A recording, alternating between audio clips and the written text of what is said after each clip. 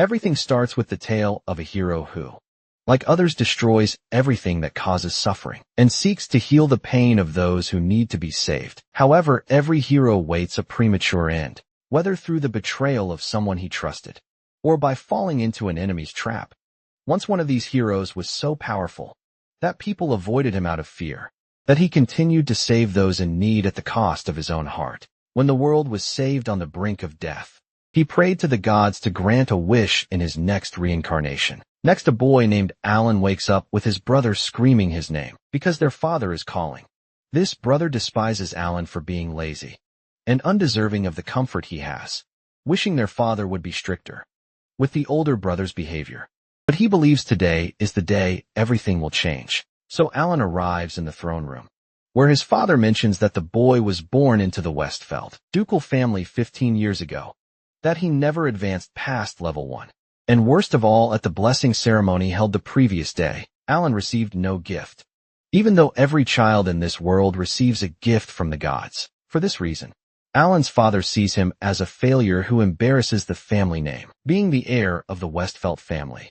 So he kicks his son out of the house.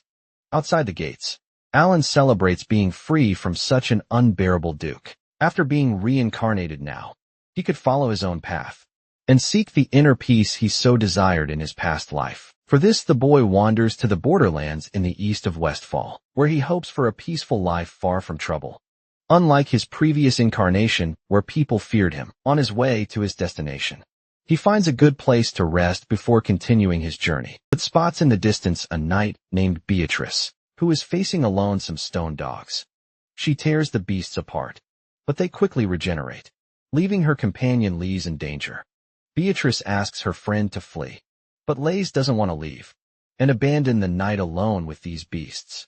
Watching the scene, Alan recognizes the first princess of the kingdom of Adustella, leaves Adustella, and wonders what princess would be doing in a place like that. Then we're taken to a memory, where Liz overhears the guests at a ceremony mocking Alan, the heir of the ducal house of Adustella, calling him a coward, and that Craig is surely devastated for having lost his wife and being left with his failed son. Lise rages against the men, saying Alan is a very decent boy. Faced with this memory, the boy thinks he could prevent harm from happening to the girl who defended him so much at that moment. Beatrice takes a hard blow and falls to the ground, leaving the princess defenseless. So Alan rushes at great speed toward the danger, where Liz had already accepted death, and finds it strange that all she can think of at that moment is Alan. Because of this, she calls out the boy's name before being attacked by the dogs, and at the same moment the boy had saved the princess in time, asking her if someone happened to call his name. Lester wants to know how Alan ended up there at that moment, but the boy is busy dealing with the other beasts that are still a threat. So he charges against them and uses his divine eyes, identifying the cores that are the weak points of his enemies. Focusing on this, Alan invokes the end of the world and blossoming of 100 flowers, ability to launch several swords of the targets. With that, the threat had been defeated, but Beatrice was still in danger of losing her life. Alan recognizes Beatrice from ancient times and promises to heal her wounds, and uses a technique from the parallel paradox to completely erase the warrior's wounds, even restoring her armor face with so much power of these. Asks how her friend reached this level, and he tries to hide the fact that he inherited it from a past life, while Beatrice supposes it's a gift from a level that the church itself is unaware of. As the princess buys into this idea, the boy confirms that's the case, getting rid of that for now. Next, he asks why the princess is in a place like this, and she tells him she received a divine revelation a few days ago. It wasn't any precise information, but the princess's gift said she could prevent ill omen if she paid attention to the words spoken. Through this revelation, the two were guided to Clum village on the border, but they were attacked on the way. According to Beatrice, if it weren't for Alan, the two might have been killed. Then the princess returns the question, and also wants to know what Alan is doing there. But the boy prefers to talk in a carriage right behind them. Lise comments that it's broken, but Alan rebuilds the carriage using another healing light, magic from the parallel paradox. Soon, with Beatrice on the horse's reins, Alan says he was expelled from the Westfall family and also intends to go to the borders of that domain. He asks if the princess allows it, since a servant with his skills would be very useful for training. Beatrice comments that obviously he would need to be returned, considering the crown's interests. But Princess Lise decides to put her friend ahead of the kingdom, although it makes her unsuitable for royalty. As Mike falls, the three arrive at the village, where everything is too empty and quiet, and Alan doesn't even feel the presence of monsters nearby. Beatrice points out that the team wasn't attacked after Alan joined, and the boy thinks it's because, perhaps, the monsters are afraid of something and are avoiding the village. However, a little further ahead, they find the villagers gathered in front of a structure, from which a girl was expelled by a man. Lise recognizes this girl as the light sent to her as a sign, and her name is Akira on the other hand. Akira has no idea who the girl speaking to her is, so the princess introduces herself, offended for not being recognized, since she showed the entire palace to the girl, and even had lunch with her. Alan wants to know what this light talk is about, so Beatrice explains that it comes from a gift called Valiant, so rare that it's only given to one person in each generation, granting the power of 1,000 warriors to the bearer. In this current generation, the heroine who carries the strongest gift is Akira Kazuraji, and the revelation that Lise received was, become a guide to the light and eliminate the darkness. Soon the group gathers to quell their hunger, and Akira reveals she was wandering aimlessly until she stumbled upon this village, where a child told her she had nearly been sacrificed to the dragon, residing in the mountains nearby. Thus Akira sought details from the village chief, but he warned her not to interfere. Confronted with this, Alan speculates they allow the dragon to stay for protection, as in a small village like this, monster attacks are a matter of life or death, which would explain the abnormal absence of monsters in the region. Akira agrees with the boy's assumption, and soon reveals she instructed the girl, who was offered as a sacrifice, to hide in a cave nearby until everything was resolved. However, now that she's had her fill, and there's nothing interesting in this place, Akira decides to slay the dragon once and for all, and calls on those who wish to accompany her. Alan considers the possibility that the villagers may not want to rid themselves of the dragon, and that killing it could cause a conflict. But Akira promised to help the child, and that's what she's going to do. After the heroine departs, Liz and Beatrice decide to join her, and eventually Alan follows suit, because he doesn't want to enjoy peace and tranquility on the frontier, while his friends are in danger. Just in front of the mountain where the dragon resides, Akira gathers the group to devise a strategy. She will approach the peak via the main road, while the rest will circle around from behind to surround the creature. Alan questions whether it wouldn't be better for him to go in front instead of Akira, but the heroine refuses his request, sensing that the boy is the type to handle things on his own. Alan downplays it, saying he's being overestimated, but Akira insists that the boy is no ordinary person, leaving everyone looking at him with a question mark. Finally, Akira reveals that she intends to throw down with the boy, but only after defeating a dragon. Then she sets off ahead at following her strategy, and urges the rest of the people to hurry, or else she'll take down the beast alone. With everyone aware of their roles, the trio scales the mountain slopes, and Alan worries about the princess, but she assures him she knows a thing or two about self-defense. Meanwhile, Beatrice finds it curious that the Westfelds, who pride themselves on their military might, haven't discovered a dragon within their borders. In turn, Alan believes that his old family and this dragon have some kind of connection, and therefore there has been no conflict between them. He goes further, suggesting that perhaps the village of Klum was built precisely for the purpose of offering sacrifices. With this, Beatrice agrees that maintaining an agreement with the dragon would keep the border secure. But Alan believes that is only a consequence of this relationship, and that the real purpose is much worse than that. At this moment, the dragon senses Akira's presence and attacks the heroine, who retaliates by invoking the Sovereign of Lightning. She believes this will do the trick, but the dragon emerges unscathed, mocking the human and questioning if this is some kind of joke. In response to the creature's arrogance, Akira decides not to go easy in this fight, but the dragon points out that innocent people may become victims of this crossfire. Turning its head toward the small girl who was offered as a sacrifice, Ecker asks how the dragon found this child, and it responds that it let her escape on purpose, because its intention was never to devour humans, but to enjoy seeing the despair on their faces. Because a dragon's life is too long not to kill time with such interesting activities. Therefore I released the offering just to see what would happen next. Faced with this insolence, Akira fills with hatred and attacks the dragon with the final blow of celestial blue lightning. Destruction convinced she has defeated the enemy, she turns around only to see the monster unharmed, and further mocking the heroine's weakness. Then it strikes the girl forcefully, claiming it's ridiculous for someone so useless to call themselves a hero. Immobilized Akira realizes there is an abyss of power between them, while the dragon fills its mouth with fire. However, as it was about to unleash the final blow, Alan appears and tears off one of its wings. Alan stands in front of Akira to protect her and taunts the dragon, mentioning the arrogance it has shown so far. So the creature angrily advances towards the humans. Alan asks Elise to take care of the heroine, and for Beatrice to take the child. Then he invokes an ability called Yemen Assassin's Sword, causing enormous damage to the enemy. The creature wonders how it can be injured by a mere human, with a blunt blade since it is the Red Dragon King, the living being closest to a god. Alan acknowledges that this monster is on a different level, but watching the battle between him and Akira, he believes he can win with his technique of the end of the world. However, the dragon plays dirty and uses the rest of the group as helpless shields. However, Liz motivates Alan to do what must be done, and in that moment, he remembers that he lost the ability to face people, since he began to be called a failure.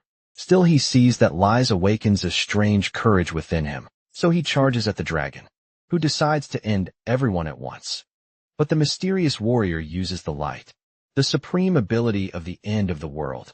And as the intense glow of the weapon pierces the creature's armor, the darkness of the sky dissipates along with a Red Dragon King, and its scales fall from the sky like a petal shower. Shortly after, Akira awakens and embraces the child she promised to save, while Alan reflects that saving a princess and helping a hero kill a dragon wasn't the kind of peaceful life he wanted. But when Liz extends her hand to the boy, he realizes that a small detour on the path isn't harmful. The next day, Alan wakes up startled and apologizes for having slept for too long, but Liz reassures the boy. After all the battle against the Red Dragon King must have been very exhausting. So Alan asks where the others are, and the princess points to the middle of the field, where Akira and Beatrice are facing off in a training duel. Then Lisa takes the opportunity to explain her ability to heal people that she demonstrated earlier. However, Alan mentions hearing stories about a miraculous saint who heals any illness or injury at the doorsteps of homes in need, expressing surprise that's the princess. Nevertheless, to him, whether she's a princess or a miraculous saint, Lisa remains just herself. With that said, an atmosphere of affection grows between the two, but Akira shouts for Alan to train with them, disrupting the intimate moment. Sometime later, the adventurers bid farewell to Akira and the little rescued girl. They invited heroine to join their journey, but she doesn't get along well with carriages, preferring to walk instead. Liz asks if Akira is sure she wants to stay with the child, and she responds that the two have already bonded, and besides, her family no longer exists, so returning her to the same village isn't a good idea. The little girl rejoices at this opportunity to start a new life, while Akira apologizes to Alan for the broken sword, feeling that she should have been the one to kill that dragon, instead of leaving everything to the boy. Therefore, Akira feels inadequate, and intends to hand over the sacred sword to someone worthy of it, which in this case is Alan humbly. Alan responds that he was only able to win with Akira's help, and that to the little girl by her side. Akira is the only hero that matters around there. Thus the two bid farewell and go their separate ways, without the rest of the team. In the late afternoon at the Westfall family palace, Alan's father informs a mysterious man in a suit that the Red Dragon King was defeated. While trying to lure the heroine into an ambush, the man in the suit assumes that she had the help of the saint, so the Duke realizes that there's more to it. Alan's younger brother rages over the dragon's death, lamenting that the clay dogs weren't able to eliminate the princess, promising to send a whole pack next time to avoid the risk of failure. Again, however, the Duke reminds them that the dragon's death caused a limitation of material, so they can't waste magical life forms. The boy thinks this thriftiness will let the princess escape, but the Duke assures that, as long as the targets are within Westfall lands, opportunities to catch her won't be lacking. However, more importantly, the Duke wants to know if that elf has been found, and the unknown man responds that there's no need to hurry, because soon he'll deliver the elf's head to the noble. With the departure of the man in the suit, the Duke rejoices at the opportunity to bury these annoying God's puppets, and avenge the Westfall family. Meanwhile, in the carriage, Alan asks about a friend of Li's who is a blacksmith, and she explains that this blacksmith lives in a city not far from there called Grand Home.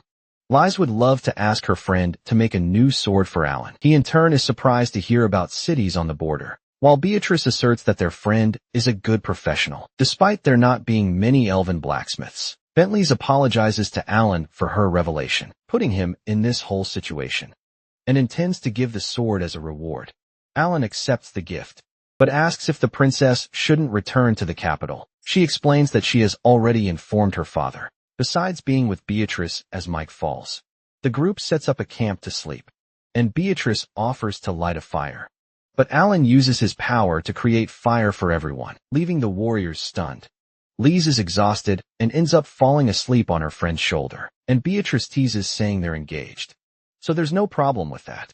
But Lise makes it clear they're no longer engaged, and she doesn't want to sleep on the boy's lap. Despite her speech, she ends up sleeping on Alan's shoulder, who realizes that this is the first moment of tranquility since he arrived in this world, and remembers that it was also a beautiful moonlit night the first time he met Liz. On that day, she found Alan on a balcony and introduced herself to him, starting a conversation about the beauty of the night. Furthermore, she reveals that she's counting on the boy from now on. After all, they're engaged, and Alan is confused by this news. The next morning they arrive in Grand Home, a place so lively that it didn't seem like a border town. According to Alan, Beatrice explains that travelers and wanderers often pass through this type of city, precisely because it's on the border. Soon they all arrive at the blacksmith's house, but it seems that the elf isn't home. Alan notices that the door is unlocked, so the girls enter and call out for their friend Noel, while Alan admires the perfection of the craftsmanship of those weapons inside. At that moment, Lee screams upon seeing Noel unconscious on the floor, but Beatrice assures that it's just the elf's usual heavy sleep. With that, the saint heals her friend, and the bodyguard explains that Noel doesn't eat, drink, or sleep when she starts making a weapon, and therefore passes out from exhaustion. The princess has already asked her to take it easy with work, but she never listens at that moment. The blacksmith wakes up and sees her friends, whom she hadn't seen in so long, but wants to know who the guy next to them is. So he's introduced as Alan, one of Lisa's guards who asked the elf to forge a sword for him. However, Noel has too many orders lined up, so she doesn't have time for that. Lise is frustrated, and Beatrice understands the blacksmith's side, who grumbles that this man already has a sword. Alan shows that the weapon is broken, and the elf feels ashamed for someone so clumsy, wanting to wield a weapon made by her. However, upon picking up the sword, she notices that it was used to its limit to break like that, which intrigues the blacksmith, to the point of her changing her mind and agreeing to make another blade for the warrior.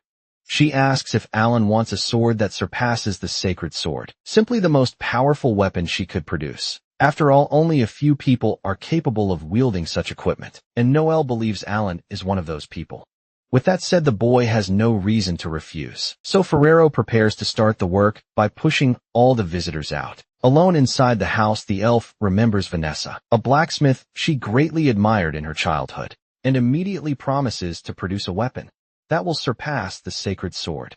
As she leaves, Liz hopes that Noel doesn't overdo it with work, and Alan suggests that the group find an inn to stay in, while waiting for the sword to be ready.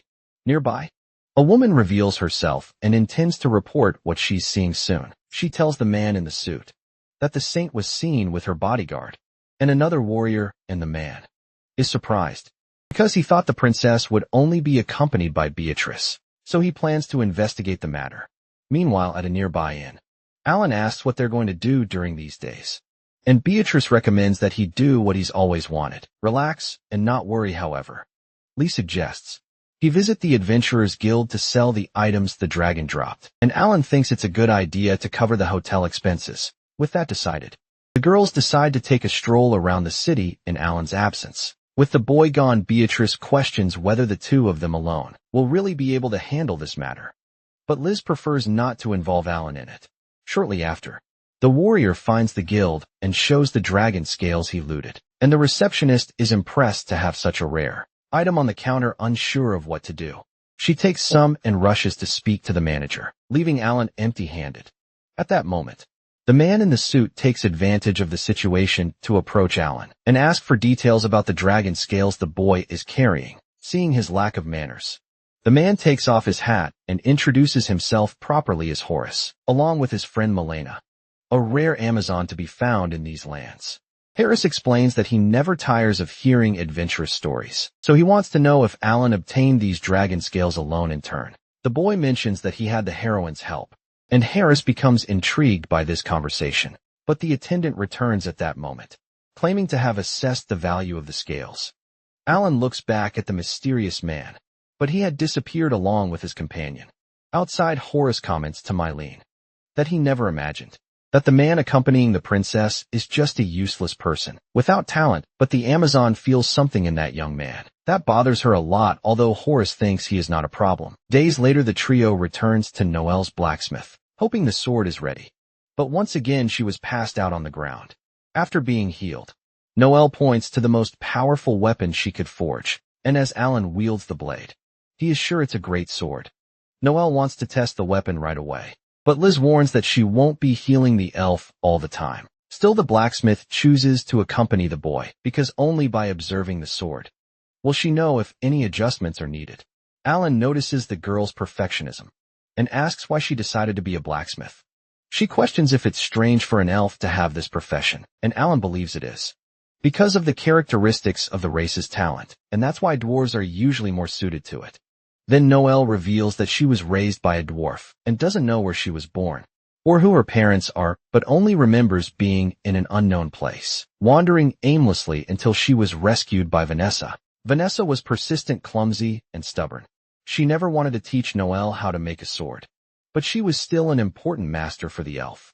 But instead of finishing the story, Noelle says it doesn't matter and runs away to avoid exposing herself so personally. So Horus takes advantage of the opportunity to appear once again, commenting that you would love to hear more stories like that. When they return to the city, Alan notices that there's something strange about this man and this Amazon, but before the conversation evolves, Noelle hurries the boy to continue with the sword test. The elf observes Horus and thinks he's someone she knows, but she soon gives up the idea. As they move away, the man in the suit comments to Madeline that probably that boy didn't pry into their affairs, so he asked the Amazon to keep an eye on Alan, so he doesn't uncover the secret.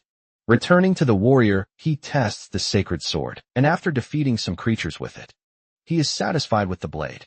So Noelle borrows the weapon and reveals her talent, an ability to see conditions invisible to normal eyes. In this type of weapon, so analyzing the angle, speed, and impeccable position with which Alan wields the sword, she is sure that her vision of him was correct, as being the ideal user of the sacred sword. Still, she finds it interesting to see how the boy fares against a stronger monster, so she calls him to continue on the path ahead. Venturing deeper into the forest, they arrive at a place where Noelle swears there have always been many monsters, but since it's empty, she supposes they are afraid of Alan's presence. However, the boy is sure it's not fear of him, but of something else nearby. So he casts a spell that disperses the fog, revealing a huge wolf that terrifies Noelle, reminding her that it was this creature that swallowed Vanessa. Faced with this, she stammers in fear, until she asked Alan to use the sacred sword and end the wild beast. At this moment, we return to Noelle's past, where she tries to get Vanessa's attention, who is deeply focused on her work. The elf insists she's hungry, visibly irritating Vanessa, who then frowns, hoping to deter the young one. However, hours passed, and the blacksmith was still hard at work, while Noelle had managed to scrounge up something to eat. Approaching Vanessa, the elf asks how she manages to use all these different tools, but Vanessa remains silent, irritated by being ignored. Noelle misbehaves, lifting a huge sword with her hands, but loses balance and falls, knocking over several things on the nearby shelf. Even so, Noelle hadn't gained the attention she sought, so she decides to back off and sit near the dwarf again. Noelle asks what's so great about hammering on a sword all day, especially when it leads to feeling sick from not eating or drinking anything for days, seeing she won't get what she wants. From a distance, the petite one approaches Vanessa repeatedly, calling her dumb for not even knowing how to speak. But even this tactic fails. The next day, Noelle sleeps anywhere in the house, while the hammering continues incessantly, until suddenly Vanessa interrupts her work. Proud of the sword she has forged, Vanessa lifts it with a smile, while Noelle watches with curiosity. After that we return to the present moment, where Noelle insists that Alan killed the beast. But he says he has no reason to, as the wolf is just sleeping in its corner away from humans. He asserts he doesn't wish to take on the elf's vengeance. So Noelle takes the boy's sword to seek justice herself. However, Alan advises her against it, explaining that the creature Fenton Rare has a barrier that nullifies any attack below a certain level. This sword, for instance, wouldn't even scratch the monster. And he reminds Noelle that she knows this, as she has yet to create a weapon stronger than the sacred sword. With that, Alan leaves the decision in the elf's hands. Upon returning to the lodging, the warrior informs the rest of the group about the giant beast in the border region. He believes someone brought that Fenrir to this territory because the animal was concealed by some kind of magic, and Alan has a hunch about the reason. Before that, he asked if Liz and Beatrice revealed their true purpose, and the girls realized they can't hide anything from him. Stolas explains that about 3 months ago, the famous General Cyril, one of the kingdom's strongest, was murdered. No one knows why, but the assailant took the general's head with him. Many spells were used to try to uncover the motive, but it's still unknown to this day. Suspicions suggest the culprit is a demon, as these beings use magics unknown to humans. But since demons aren't known for killing humans and caring about politics, perhaps he's under someone else's orders. For all these reasons, Liz and Beatrice were investigating this case in this city, and after some thought, Alan believes he has a suspect. Meanwhile, at the border, Mylene wonders who managed to undo the femoral camouflage, as it's not something simple to do. Therefore, she believes she's dealing with a more dangerous enemy than Horace imagines. When she returns to her boss to report her mission, he informs her that he will soon make his move, because his time in this city is up. So Mylene must bring the elves and the saints' heads. Seeing the girl seem frightened by the request, Horace questions how a feared Amazon can be so sensitive. And when the magical subordination collar appears on the girl, the man makes it clear he won't accept a no as an answer. Meanwhile, Noelle is crafting new weapons and remembers when Alan said that, depending on how his sword is refined, maybe one day it can even harm a Finnick. Noelle asks the boy to tell her everything he knows about it, and agreeing, Alan asks the elf not to be reckless with what he's about to teach her. Persistent in her goal, Noelle is sure that one day she will be able to surpass the sacred sword. But her exhaustion had reached the point of making her fall asleep. Again then, a nightmare of the moment when the Fenrir attacked her home occurs, and Noelle is trapped under the debris that fell from the ceiling. Vanessa tries to fight the Fenrir. Well, Horace admits she is a great blacksmith, but that's a problem for him, because he doesn't want anyone to be able to produce weapons superior to the sacred swords. At that moment, Vanessa advances against the wolf, but a magical shield he possesses shatters her sword, leaving her at the mercy of the creature. After dealing with Vanessa, the Fenrir rushes toward the elf, but Akira appears and casts a lightning bolt at the monster. As the magic has no effect on him, the heroine advances and cuts him with her sword, forcing Horace to retreat along with the beast. With the enemies fleeing, Noelle goes to her master's body to mourn her loss. Akira tries to convince her to tend to her wounds, but Noelle questions why. The heroine had a sword capable of injuring the wolf, but Vanessa didn't soon. The young elf embraces the weapon her master took so long to make, and cries copiously in front of her body. At dawn, Nola wakes up feeling strangely light and hearing a noise outside. She thinks it's Lise, but it's Alan, checking if the blacksmith really wasn't overdoing it with work. As promised then, after a long day's work, the blacksmith finishes another sword and returns with it to the forest, where the Finnick was last seen. Apologizing to Alan for using his sword, after a long walk, Noelle confronts her arch-rival and raises the blade to pierce the beast, but she hears the sound of the sword and is struck by the elf first. After Noelle struggles her feet, Horace appears and is impressed that the girl wasn't incapacitated by a Fender's swipe. Finally, he reveals that he was looking for the elf, Noelle Leonhardt. The elf asks if the man will kill her just like he did with Vanessa, and upon hearing that name, Horace scratches his chin and remembers that this elf indeed seemed familiar, because she was the one with the dwarf blacksmith. Because of this, Horace believes that the master and apprentice being killed by Femur is a twist of fate, but Noelle tries to prevent it from happening. Yet when she charges at the wolf, he leaps over her and hits her back with his hind paw. With that, Horace wishes to ask one last thing. before the elf is devoured. He wants to know if she would serve him, because such extraordinary talent as hers would be wasted in Fenrir's stomach. This talent is the Grom vision, the eyes of the sovereign fairy. There are only 5 known and 8 gifts in this world, and this is one of them nonetheless. Chorus promises to reward the blacksmith, just as he does to this day with his subordinate Amazon, because after Chorus destroyed her homeland, he took the girl away to serve him. Facing this, Noelle responds that she would rather die than serve this man, so he regrets the girl's wrong decision and orders the giant wolf to finish her off. But before the final blow, Alan appears and saves his friend's life. Seeing the young man's capability, Horace confesses that he underestimated his talents, but at the same time, believes it was foolish of the young man to abandon his main post to get there, because if anything happens to the princess, it will be difficult to reach her in time. By the way, Mylene was already inside Lee's and Beatrice's room. However, as she approached Princess Lee's bed, it was only a tied mattress. In fact, the two were already prepared for this encounter and were waiting, hidden for the Amazon's arrival. Returning to Alan, he mocks the enemy's arrogance, for at no moment did he consider Mylene being discovered, knowing how she operates. The boy placed a barrier that nullifies invisibility around Lee's. Alan has been the target of such plans so many times in his past life that he's more than accustomed to them. Horace finds it amusing that the boy mentioned his supposed past life, and he knows that even with Mylene exposed, it doesn't mean Beatrice can defeat her in the end room. The two warriors clash for the princess's life. But when Beatrice was about to go all out against her opponent, Liz asks her to stop immediately. With this distraction, the Amazon takes advantage and hits her opponent with her elbow, rendering her unconscious.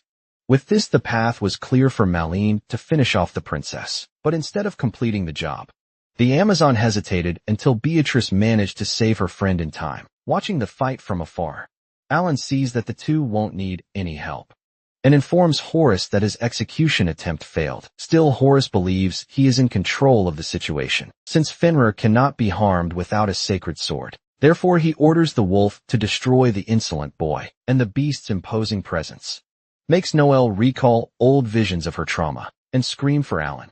But the warrior manages to open a hole in the monster's body, without major problems, causing Horace to flee. At that moment, in the face of such a great force, Suna Lamb is carrying Noah back home, taking advantage of the fact that the elf passed out after he healed her. Besides, she had spent the night forging, so sleep was expected at that moment.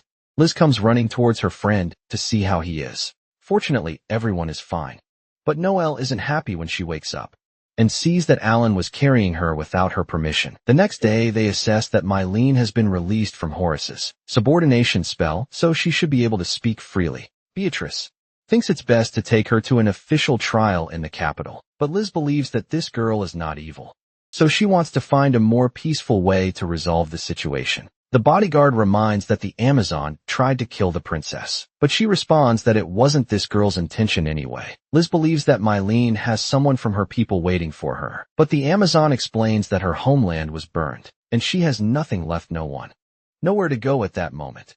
Noelle remembers when she was rescued by Vanessa, and after asking her name, the dwarf blacksmith announces that she will take the elf to her house soon. In a moment of empathy, the elf blacksmith cuts the Amazon's bonds and frees her, besides inviting the girl to live in her house. Beatrice argues that this woman may attack Liz at any moment, but Noelle believes otherwise. And if that happens, Mylene will get a good scolding. With that, the Amazon is moved by the support she received from this strange person and starts crying. Beatrice thinks she was too harsh on the girl, but she's only crying tears of joy.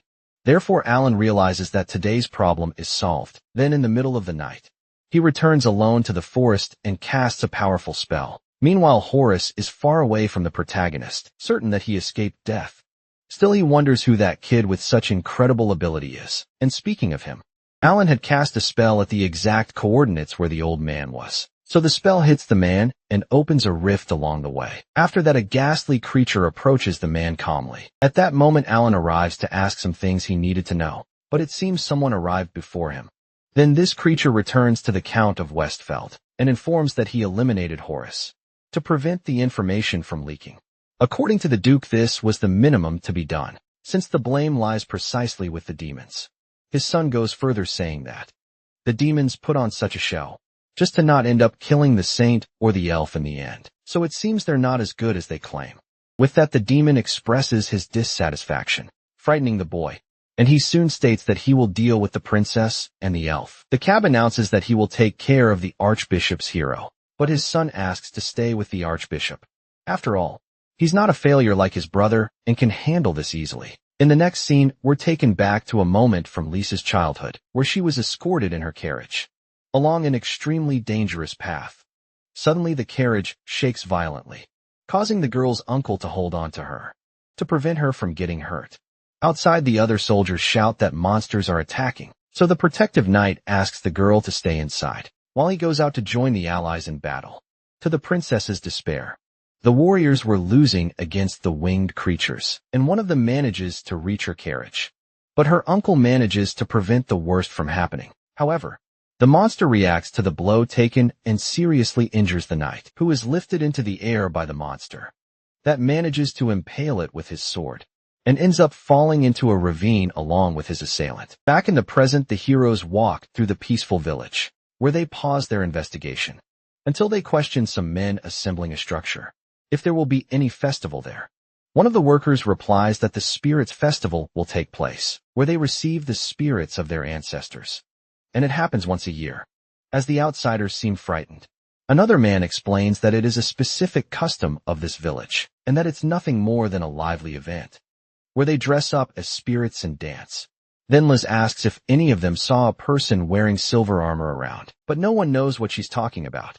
And Beatrice begins to accept that it was just a rumor. Strangely, not even the local guild has any information, and the group seems to be going in circles in this fruitless investigation.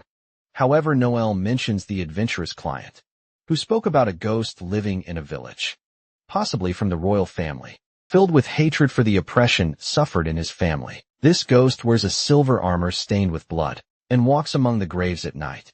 While speaking, the elf wanted to scare her companions, and Beatrice falls for it by being startled by the fall of a sword. The friends make fun of her, but the bodyguard swears that she's not afraid of ghosts. Finally, they decide to go back to investigating the village, and Alan considers that if it's a demon responsible to him, this talk of spirits would be like bringing back the dead. Thus, Beatrice shows fear once again, and the girls start teasing her about it.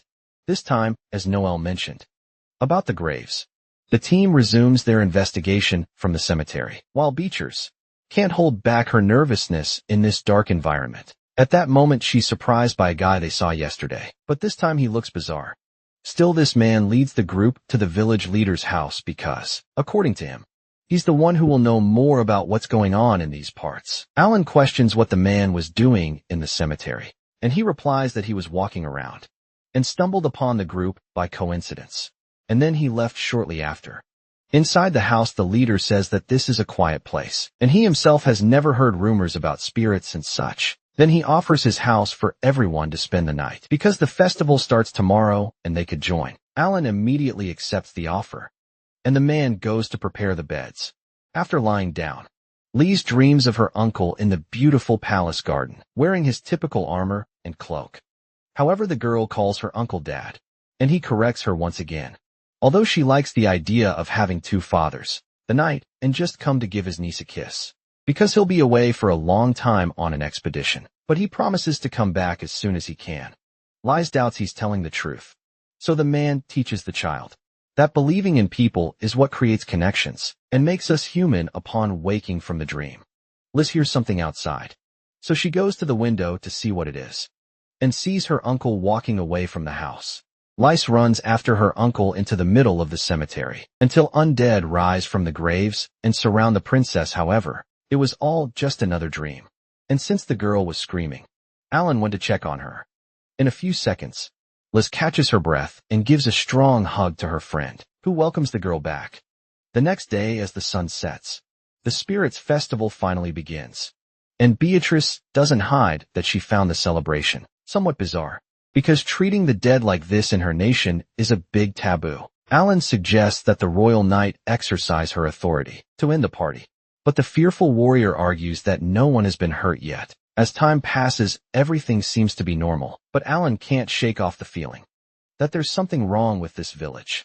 Suddenly, the macaroni man returns, and advises the foreigners to enjoy their stay and dance too. And Liz teases Alan to take Beatrice, analyzing the situation with his special eye.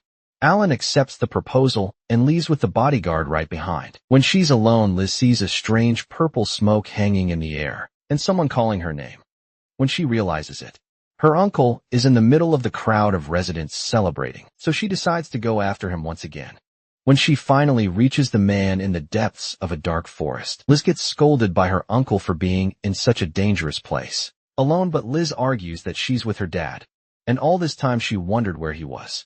After he fell, a huge search was conducted, but his body was never found, and that made the princess believe that the knight was still alive. So she asked who he's been doing all this time.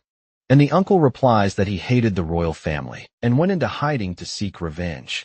Because his brother Lisa's father is trying to kill him, the princess doesn't understand why. So the knight explains that the king has always been in search of natural gifts, like the power to annihilate dragons, create unparalleled weapons, double the strength of soldiers, and bring glory to the nation, the ability to identify any gift, and lastly Lisa's saintly power.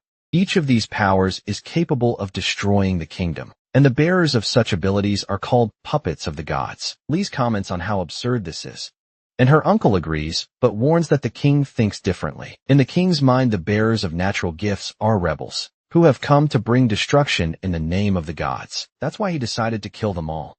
And Lisa's uncle wants to save her, however. Even though it's true, Liz would like to try to resolve the whole situation through conversation, because her uncle once said that the most important thing is always to trust people. Thus the man agrees that he said that, but soon realizes that he has no other option but to kill Liz violently. So he draws his sword against her. But just when he was about to end his niece's life, Alan intervenes in time. The knight recognizes the boy as the failure who was engaged to Liz, but Alan didn't come for small talk. He wants Alfred back immediately. So he casts his magic spell to break the curse. After suffering the effect, Alfred thanks Alan for freeing him from the curse. Then he tells his niece that he's already dead, and that it wasn't his choice to attack her. Furthermore, in reality, the king doesn't have the thoughts he mentioned before. It's the work of demons, however. It's true that he hates the royal lineage, being second in line for succession.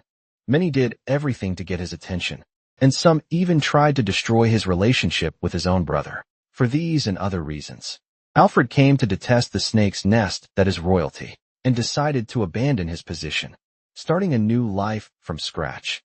In this new life, he had successes, like becoming vice-captain of the First Order of Knights. But the truth is that in the end, the only peace he had was Lise.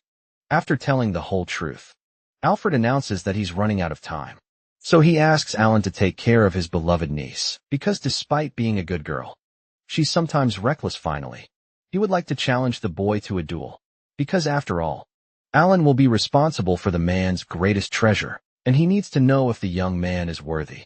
So Alfred starts the fight, not as a corpse, but as a man, a knight, and a father. From the start, the duel seemed balanced. Even though Alan wasn't holding back, Alfred reminds that today is the Spirits Festival, where the living and the dead mingle. And this clash is the best example of that. Like in a dream of just one night, this is the only chance to dance with those who will never return. Despite the friendly nature of the duel, Lee seems anxious, but in reality, she finally enters a state of mourning when she remembers another event, where she asks Alfred if he will protect her from the evil monsters. In turn, the knight promises that he will, but jokes that only until someone stronger than him appears. On the way back to reality, Liz has the chance to finally say goodbye to her uncle, and he has the chance to apologize for leaving her like this, although he swears he's okay, because he's leaving knowing that she was a true daughter to him. When she called him father, he had to struggle to hide the joy, and that was very difficult. Finally, Liz takes the hand of her stepfather and says she loves him, while Alfred finally departs for the last time. With the end of the festival, Alan quietly observes the village around him. When the local leader questions when he found out everything, Alan tells him that he knew all along, that the town was full of the dead, and that the leader controlled them all. However, Alan didn't want to get involved in it, because the fact that the living and the dead coexist doesn't change the fact that this village is peaceful. The old man questions whether a city can really be at peace under the leadership of a demon. But the boy finds it too simplistic to presume that all demons are naturally evil. However, it seems that this gentleman doesn't stray far from the rule, so he hopes the human knight will become an excellent pawn in his collection. As soon as the demon pits his undead against Alan, he cuts the threads that bind the zombies to the control of the village leader. Then with the two in one charge, he cuts down any and all adversaries in front of him, and then collects the blue stone that the old man dropped. With that, the demon serving the ducal family of Westfeld is forced to report another failure on his part, and Brett finds it absurd. His father rebukes him and comments that letting a little girl escape won't hinder the plans. Brett agrees because, unlike the demon, he did his part and brought the archbishop's head the next day. As Lee seems shaken, Beatrice makes it clear that she will always be by her side. Observing the blue stone, Alan identifies his brother Brett's power in it. Curiously, the only part that still belonged to Alfred was the head, and the head of the murdered general disappeared. Connecting the dots, Alan discovers what's behind it. Suddenly, Liz receives the message that General Cyril has returned, and soon the three are surprised by the news. In the next scene, reminiscing about his childhood, Brett followed the funeral of who, according to him, was the kindest woman to ever set foot in this world. On that day, all he could feel was fear in the face of such an apathetic scene. Ever since then, upon returning to normal life, which always has to go on, all his father felt for him was disdain and pity. Every day in the corridors of the Westfield Duchy mansion, Brett heard of the maid's comments, always praising his brother Alan. While he felt sidelined unconsciously or not, the boy began to vent his hatred for the world on his brother, who never treated him with contempt, projecting his father's figure onto him, who saw Brett as a failure. Soon Brett wakes up from this nightmare and goes to greet Cray, the Lord of Westfeld, who, despite acknowledging his youngest son's greeting, only has eyes for his revenge plan against this kingdom and the gods. Under the resentful gaze of Brett, who believes himself to be the only one worthy of wearing the crown. Meanwhile, through the streets and places around the kingdom of Adustella, the rumor of General Sella's return, who supposedly was dead, spreads through the mouths and ears of the population far and wide. According to Clark, vice captain of the 1st Squadron of Knights, rumors spread like any gossip should. But it seems like this one is spreading too fast. Faced with this, he would like to know from Captain Edward if he thinks it's really Cyril, who's back, or just some kind of imposter. The captain believes that whatever it is, it doesn't change what the 1st Squadron must do, which is to prevent those who wish to harm the kingdom. In Emmer's opinion, that's exactly what the general would do, and it's up to them to uphold the will of the man who dedicated his life to protecting this kingdom. Arriving at an alley in the city, the two officers are surprised by a figure hidden by a cloak, but who soon reveals himself to be Archbishop. Captain Edward questions what this man is doing in such a place, without an escort, so he replies that he would like to share information alone with the captain elsewhere. Clark warns the man not to go, but Edward needs to prioritize gathering information in this delicate moment. So he leaves his subordinate responsible for protecting the kingdom and goes away after some time. The captain and the archbishop arrived at the castle training grounds, but instead of saying what he promised, the old man disappears from sight, until suddenly, Lord Westfeld appears ready to strike the captain from behind. Edward blocks the attack in time, and soon mentions the sudden, blithe thirstiness of his old acquaintance, Craig Westfeld. Since Craig's wife's death, Edward has never seen the man again, and the captain knows well that Craig is the kind of friend who attacks others from behind, as everyone saw, so he demands to know his intentions. However, Craig just smiles and comments that the archbishop is on his side, then attacks Edward once again, starting a new duel in the same place where the two crossed swords so many times, to the point of generating a certain nostalgia in the Duke of Westfeld. However, Craig no longer needs this world, and that means Edward is also no longer necessary. Meanwhile, Brett remembers again the same funeral that dictated his family's fate, and it was there when the innocent child asked his brother why his mommy was sleeping. Alan tells him that she died, and that happens to everyone someday. While crying, the youngest holds his older brother's hand to feel some kind of comfort amidst the glaring suffering. And in the days that followed after his mother's departure, Brett just wanted to understand what it means to be a failure, and if he was one, and Alan tried to convince the boy that others' arbitrary judgment is worthless. However, Brett reveals that it's not just anyone who considers him a failure. but his own father, so he thinks his brother is lying, and continues to suffer from Craig's harsh words. Over the years, Brett struggled to level up and be recognized by his father, which happened to some extent. But Craig's insults now targeted his brother Alan. Since then, Brett revolted, because Alan didn't care about being seen as useless or make an effort to change that situation. So one day Brett told the boy to his face that he deserved to be an heir of Westfeld. Not Alan. Alan calmly responds that he knows the youngster well, enough to know he'll be fine. But if he decides to go down the wrong path, perhaps nothing can be done to reverse his fate. Suddenly, an informant demon appears in front of Brett, informing him that negotiations on his side are going smoothly. So he asks about Brett's side. The boy warns that he used the Archbishop to betray Edward, but the informant warns that captain's gift is to nullify any gift within a mile radius, which befits his nickname Disaster.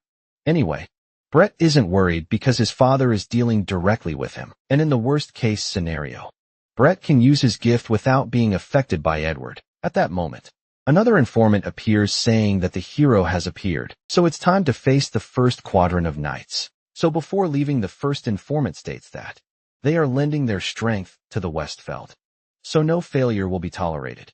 But Brad is sure he won't fail, unlike his failed brother. Meanwhile, in the middle of the city, Akira asks Sarah to be careful not to separate from her, and end up disappearing from sight.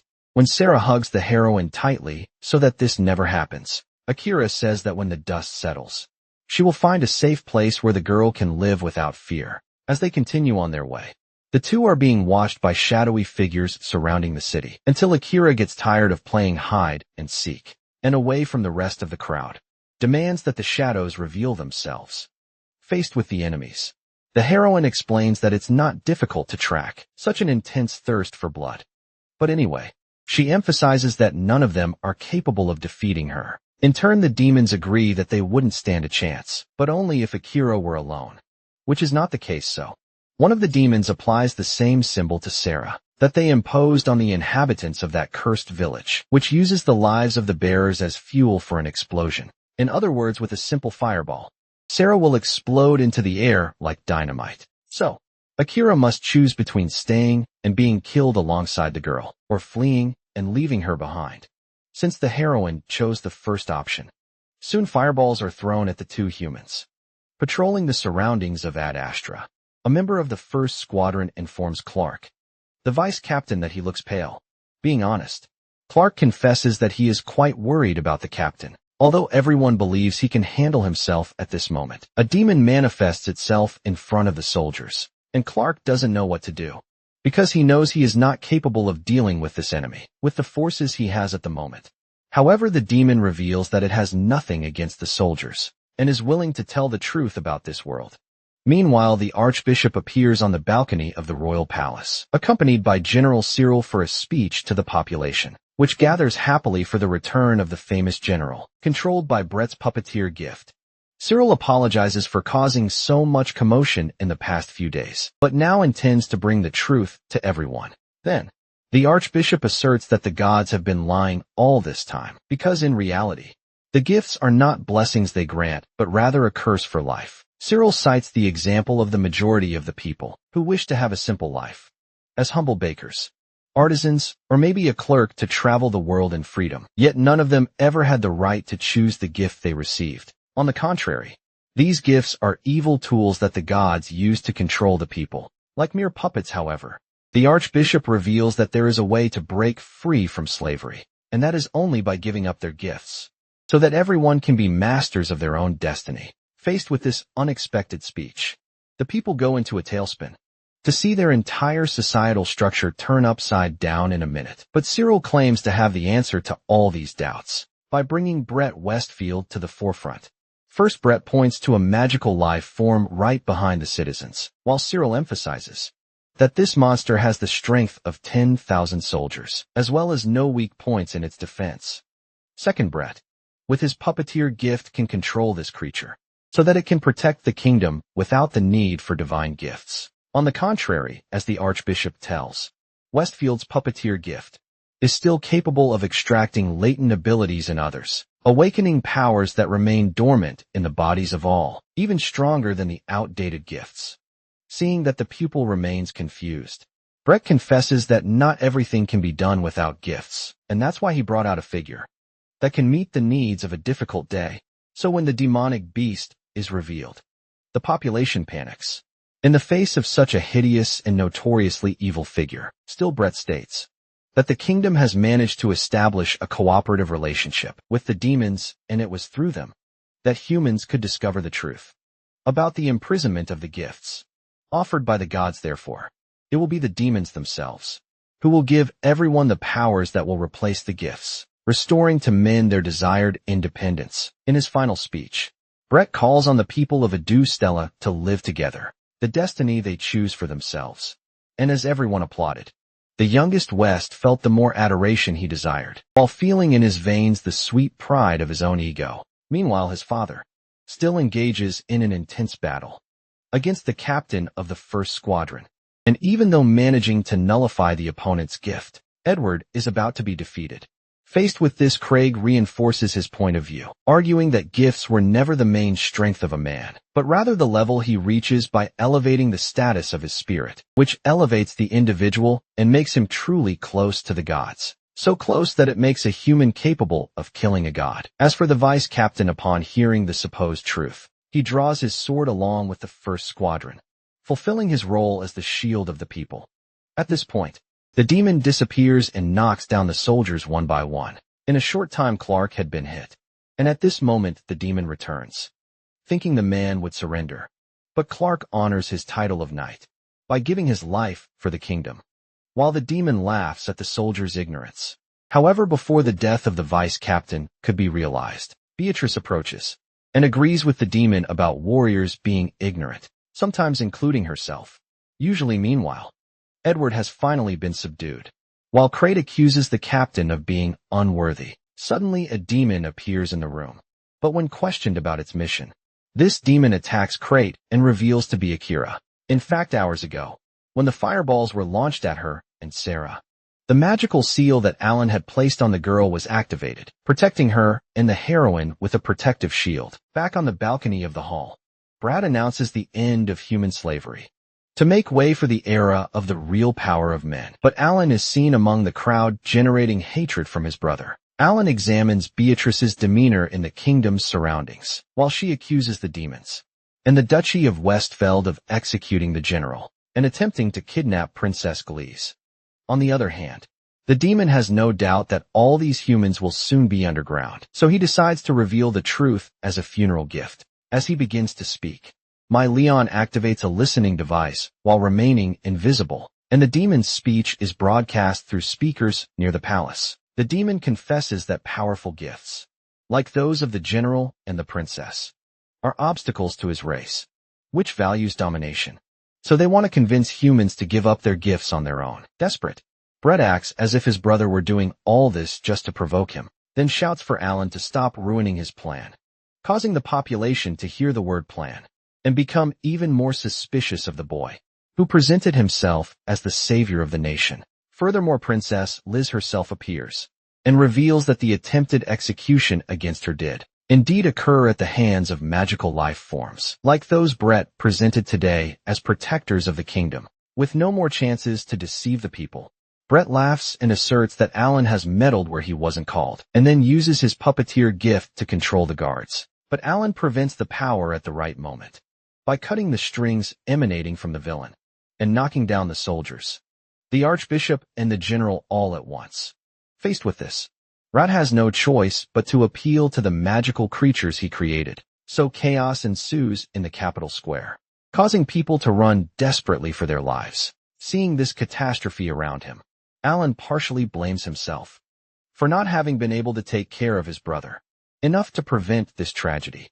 But at the same time, he remembers well that it was Brett himself who refused Alan's outstretched hand when there was time. This time, Brett tries to throw his magical strings to control his brother, but Alan pulls the strings onto himself and punches his brother, who came straight from the impulse to his fist, stunning him afterward.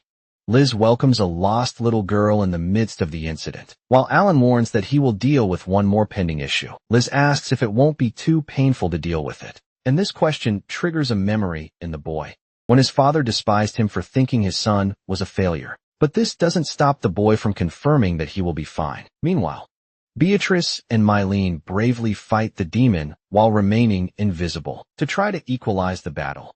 The demon recognizes the Amazon as the girl Horus created, but Beatrice corrects that now Eileen is a loyal ally of Adele Stella. Anyway, the demon reflects that if the other warrior standing there is as strong as the Amazon, it would be better to escape. Thus, the entity opens a portal to flee the scene. But Mylene throws a precise knife to interrupt the enemy, and soon, Beatrice stabs her sword into the demon's chest and destroys him. After the conflict, Clark says he would like to ask many questions to the Princess of Bodyguard, and then bows to thank the old friend for her assistance. So Beatrice is pleased with the reunion, but asserts that there is no time for reminiscing now, because the demons are attacking various points of the capital and causing terror to the entire helpless population. Faced with this, the first squadron of knights rises again to fulfill its role as the kingdom's shield and its people, until a familiar blacksmith appears, bringing some weapons to reinforce the defense forces. Then Clark and his soldiers thank the effort of the elf Noelle, who brought everything she could to arm the resistance soldiers. Meanwhile, Akira is amazed at the supernatural movement of the opponent, who acts as if he knows what they will do next. Edward explains that Craig Westfield uses his gift, Funeral Agent, to see the future, anticipate the attacks you will receive. And the man's bloodlust makes the captain of the first squadron shout that Mariel would never approve of this. This simple statement strikes a chord in the man who, with that moment, remembers predicting her death countless times with his gift, and even saving her as many times as he could. In the end, she still left in the same way, without anything being done. For this reason, the Duke believes that his wife was merely a toy in the hands of the cursed gods, and soon she, with the title Holy Mother, was destined to be a mother of a hero. But instead she conceived a failure who didn't even receive a gift. So the more his eyes bled, the more Craig cursed the god's fate that imposed death on his wife. And for that reason, he wants to devastate everything in front of him as a way to diminish the pain. On the other hand, Akira thinks the man is acting like a child and mocks the fact that he can't accept that he lost someone dear. And as he accepts that he is indeed paying too much attention to unnecessary details, Craig trades the light of his life force for the pure manifestation of diabolic power. Akira tries to act before it's too late, but Craig cast a spell before the heroine could react. She then invokes the blue lightning technique to combat the enemy's spell. However, the man-demon's ability was so great that Akira ends up losing the contest and is thrown forcefully against the wall. Edward warns Duke Westfield that the excess of this diabolical power will destroy his own identity, but Craig is completely consumed by greed. So he uses his darkness to engulf Edward, causing the captain to be sucked into the macabre interior of the man-demon's consciousness, where Edward feels the sadness and resentment of his old friend. Because of this, he cries and asks for forgiveness from Craig for something, which for a second makes him stop the spell. And it seemed that Craig had returned to his original form. But then, he plunges his sword into Edward's belly and brings him down forever. Faced with his own actions, Craig goes mad and shouts that no one will pretend to understand what goes on inside him anymore. Echo responds that man thought of his friend until his last breath, but Craig doesn't care about any of that anymore. So he decrees that now it's the heroine's turn to die, only for Alan to arrive in time to prevent the impact with his magical sword made by Noelle. Among all the people involved in this war, Craig finds it amusing that it's his own failed son who's trying to stop him. Alan admits he preferred to be someone else in his son's place, but fears that might not be possible.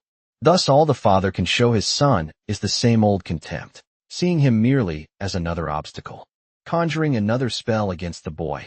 Even though Craig has taken an extremely powerful form, Alan manages to defend against the spell with his sword, dealing a blow to his father's inflated ego, who questions who this kid really is, as his failed son would never do this. In response, Alan explains that Craig himself has already revealed who he is, but regardless whether failed or not, there are still people depending on him around the kingdom. So we must honor his mother's name, who would never have wanted any of this to happen.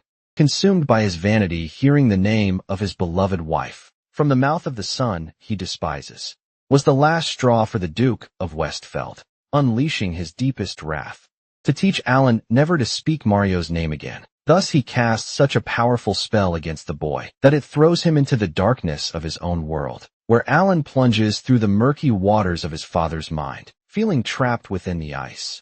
Alan feels despair coursing through his veins, as memories of a distant past are brought to him from the outside, revealing that ultimately, Craig Westfeld was passionately in love with Mariel, and Alan never got to know this side of the Duke. On the contrary, all he received from his progenitor was disdain, if not indifference, in these moments of mourning, when their vulnerable people changed their behavior. And Alan felt it firsthand. When Brett refused his help on that fateful day, in the end he himself turned his back on everything, to avoid emotionally involving himself in life situations, trying to shield himself from the world's pains. As some people embraced the young man in the midst of darkness, and made him believe again that there is still light in the darkness. With this in mind, Alan frees himself from his father's mental prison, and upon returning to the surface, invokes a technique from the end of the world, called Demon Slaying Sword, along with the blossoming of 100 flowers, which violently strike Craig Westfeld, and worsen the bleeding in his eyes. Even more enraged, Craig surrenders more of himself to demonic power, losing more of his own identity. The awakening of this unprecedented power generates a hurricane that provokes a storm, and the clouds gradually cover the kingdom of Adustella. Still, despite the chaos engulfing the city, Lee seeks to maintain the population's hope, trying to convince everyone that Alan will save the capital in time. Back to the demon man, Akira comments that no human is capable of defeating what Craig has become, and Alan replies that if that's the case, then this is a job for him. With that said, he attacks with his special ability, Beam of Light, in an attempt to break through the hurricane, but the deep impact carries the boy to the magical manifestation of his father's wrath, who scream within an energy sphere, as if wanting to escape or be killed at once. Confronted with his father's suffering, Alan considers that perhaps they are more alike than he imagined, because fleeing from the pain of abandonment isn't so different from being trapped within oneself by anger. Thinking this, Alan realizes that maybe he was wrong from the start, so he thanks his father for the lesson. As he plunges his sword into the surface of that morbid expanse, the impact brings the man consumed by hatred back to the world, and he even manages to return the Duke to a more human form. But a beautiful, magical butterfly approaches and lands on the Duke's hand. Then his body begins to disintegrate as he slowly disappears forever. Craig Westfeld asserts that his failed son fulfilled his destiny, and in a final breath he cries for his eternal Mariel. Thus, the man's ashes are soon carried away by the butterfly into the skies. After all this event, Alan is rewarded with the title of Duke of Westfeld, but he respectfully declines, to the surprise of everyone present except one. Afterward, the king, along with an advisor, reveals that none of this matters, because he already knew this would happen. In an old memory, the king recalls that his beloved Liz adored little Alan, and the two were inseparable. So he rejoices that Alan protected his two most precious possessions, the kingdom and his daughter. Later, Mylene questions if Alan will go to Grand Home, until Liz arrives to reunite with her friends, and asks to go along with them. After all, she's now called Liz Westfeld, and she has to take care of her lands too. Mylene is surprised, because the princess inherited the lands of Westfeld, while Alan comments that what's done is done. As for Beatrice, who was originally a personal guard of the royal family, she was released from service, because Liz is no longer part of the family, even though the woman is trying everything to serve the princess again. Thus, Lisa's on her own, and she makes it clear that she would feel safer in Alan's company. The boy realizes that there are people in this world who still need him, even if he is a failure. So the princess pulls him into the carriage, from where they will depart for the rest of their young lives, wherever the wind takes them. At some point, the image of a kind of entity emerges, asking forgiveness for making Alan feel this way, because it didn't create him to be a hero and end up like this. On the other hand, Alan takes full responsibility for everything, as he has always been very persistent. But thanks to that, they were able to maintain what saved the lives of countless people. Finally, the entity asks the hero's wish. But in reality, all of this was a nostalgic dream of the warrior. After waking up, he descends from his room and finds Liz, who had prepared breakfast and invited the boy to eat together. Right behind him, Noelle and Meline also appear as they wake up, leaving the princess speechless. With the outfit the elf was wearing when she came down for breakfast, Alan asks, if she can't wear something more appropriate before leaving the room. But Noel reminds him that he has seen her in a much more compromising state at that moment. Lays shakes the young man, wanting to know what this talk is about. And all Alan wants to know is when he will find the peace he so desires. Shortly after, he explains that the blacksmith got hot in the forge and took off some clothes to cool down, and that he didn't feel lucky witnessing that. Noel feels sad, because she doesn't get like that in front of just anyone. So the boy retracts and says he feels honored to have been part of that unique moment. Moreover, the elf asks the human to eat quickly to test her sword, but Liz reminds the boy that he had said he would help her with the paperwork of the ducal house, while Mylene reminds him that he promised to take a nap with her. To make matters worse, the receptionist from the Adventurers Guild arrives with a huge stack of people wanting to hire his services, since he never shows up at the guild. For this reason, she pulls the adventurer to resolve this matter. But the other girls tell the attendant to stop where she is, because each of them also has something scheduled with him. The receptionist argues that there are chaotic monsters that only the boy is capable of defeating. That's not the other's problem. So they pull each limb of his body like in a tug of war, making him wish he had never been born. Hours later, even without knowing how, he's exhausted from having managed to do everything he promised to do, so he finally lies down on the grass to get some of his long-awaited peace and tranquility. But right after that, he informs the girls that he's going to travel to the Victor Empire to get out of the routine for a while, and maybe find a good place to live. The girls limit the decision, while Noel mentions that this empire is always rivaling with her homeland, Grand Home, and that there are many very skilled dwarf blacksmiths there, so this is her chance to learn a lot from them. Alan asks what time he invited the elf to go along, so Melon asserts that she's going too, as the blacksmith insists on accompanying him on the trip. The boy gives in before asking Liz what she decided to do, but the princess has work to do for the duchy, whether having responsibilities or not. Liz joins the group, and they all head to the Victor Empire with the princess, leaving Beatrice to take care of all the work she left behind. Speaking of which, Noel comments to Lise that she is no longer just the princess, but also the lady of the duchy. So she shouldn't leave, but that's why the princess is going along, because the empire continues to want to unite the continent, and as responsible for defending the kingdom's borders, the head of the House of Westfeld wants to spy on the empire's internal situation. Noel argues that she could have at least taken Beatrice as a bodyguard, but Liz reminds her that she herself said she feels at ease when the princess goes alongside Alan, hearing that the boy thinks it's too much pressure on him. So Liz says she counts on the boy, and all the girls laugh together. After a long journey, Noah was dozing off, as were the other passengers, until the carriage bumped into something and woke up the elf, who grumbled. Liz warns that this empire is surrounded by mountains and deserts, so there's no comfortable path.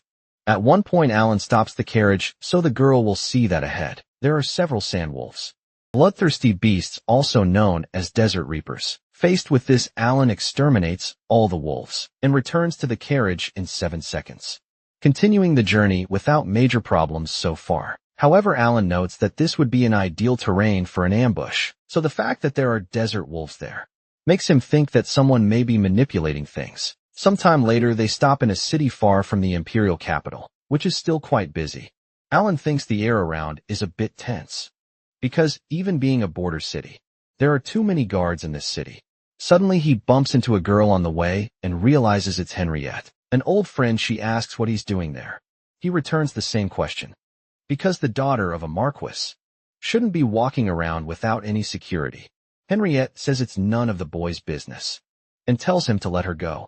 Noel asks who a cute friend of Alan's is, and Liz remembers that she's from the Lindquist Marquis family. Henriette notices Liz at Stella's presence and questions what the Duchy of Westfall's chief is doing there. Not knowing what to say, Liz replies that she's just hanging out with friends, and Henriette comments that the girl lies very poorly, but that doesn't matter after all. It's none of her concern, but the girl warns that the empire is on edge, and the situation could turn the country upside down, so she advises everyone to go back home. Noel gets angry while Alan remembers he has nowhere to go back to, so Henry emphasizes that the Black Wolf mates are acting, and the empire gives them carte blanche to do whatever they want, so it's the most feared order in the country. With that, she turns around and leaves out of the blue, while Alan thanks her for the warning. Once that was done, Noel realizes they arrived at a terrible time, and everyone grows anxious until Alan abruptly dashes off, instructing the girls to count the passing cows in the meantime. Soon Alan catches up to Henriette and inquires whether she issued that warning as the Marquise's daughter or as a disciple of the gods. She responds that in their past life, she used to dictate what he should do as a disciple. But in this world, she's just a girl named Henriette, albeit a fraction of the power she once had. Alan wonders how she ended up in this world, and she speculates is because her fate is to solve problems, advising him to leave as soon as possible if he values her counsel. As he claims with this, Alan realizes she came only because she was worried about him, so he smiles and bids her farewell. Now he needs to find the girls again, but an explosion grabs his attention. Approaching the scene, he sees a man fleeing with a knife aimed at him, so he tackles the man to the ground. However, a magical circle envelopes the man, tearing him apart from within, causing his death and leading Alan to believe it's the work of a demon. Shortly after, a knight arrives, claiming the deceased was suspected of causing the explosion, and demands to know what happened. In his defense, Alan states he only defended himself after being attacked, but didn't kill the assailant. The warrior argues that his story doesn't quite match the scene, but wants to know how the boy killed the suspect. Without using his gift, Alan asks how she knows he didn't use it, and she reveals her gift is to see the gifts others have used. Therefore, she suspects Alan may be a demon, because demons possess powers beyond that, and she cannot identify if this was the work of one. Nonetheless, as an Imperial Knight, she cannot overlook this case. Assessing the situation, Alan knows killing his officer would cause trouble with the Empire, so when she moves to apprehend him, he vanishes from there. Using some form of magic quickly, the woman orders for soldiers to close the borders, while trying to cover up this incident, to avoid worsening the kingdom's situation. Next we see it was Malene, who saved her friend with her invisibility, and led him to the kingdom's sewers. But to kiss surprise Henry, it was there, once again scolding the boy for not following her instruction. Lys recounts that after Alan's departure, they stood there counting the passing cows. When the 20th cow passed, Henry arrived offering help and using Mylene for it. Alan is impressed at Mylene's copy, a power of demonic origin when unnoticed by the knight's eyes. Thus he praises his companions. Then he emphasizes the need to get out of there as soon as possible. But Henriette explains that the borders are likely already closed by now, and Mylene probably wouldn't be able to carry everyone out, especially since the guards understood how Alan escaped. So everyone looks to Henriette as she's the smart one in solving problems, and she confesses that perhaps she has thought of something. She then leads the group to her home, a mansion where a butler recognizes Alan similarly. The boy remembers him as Silas, the head butler of House Westfeld, when he was expelled from there.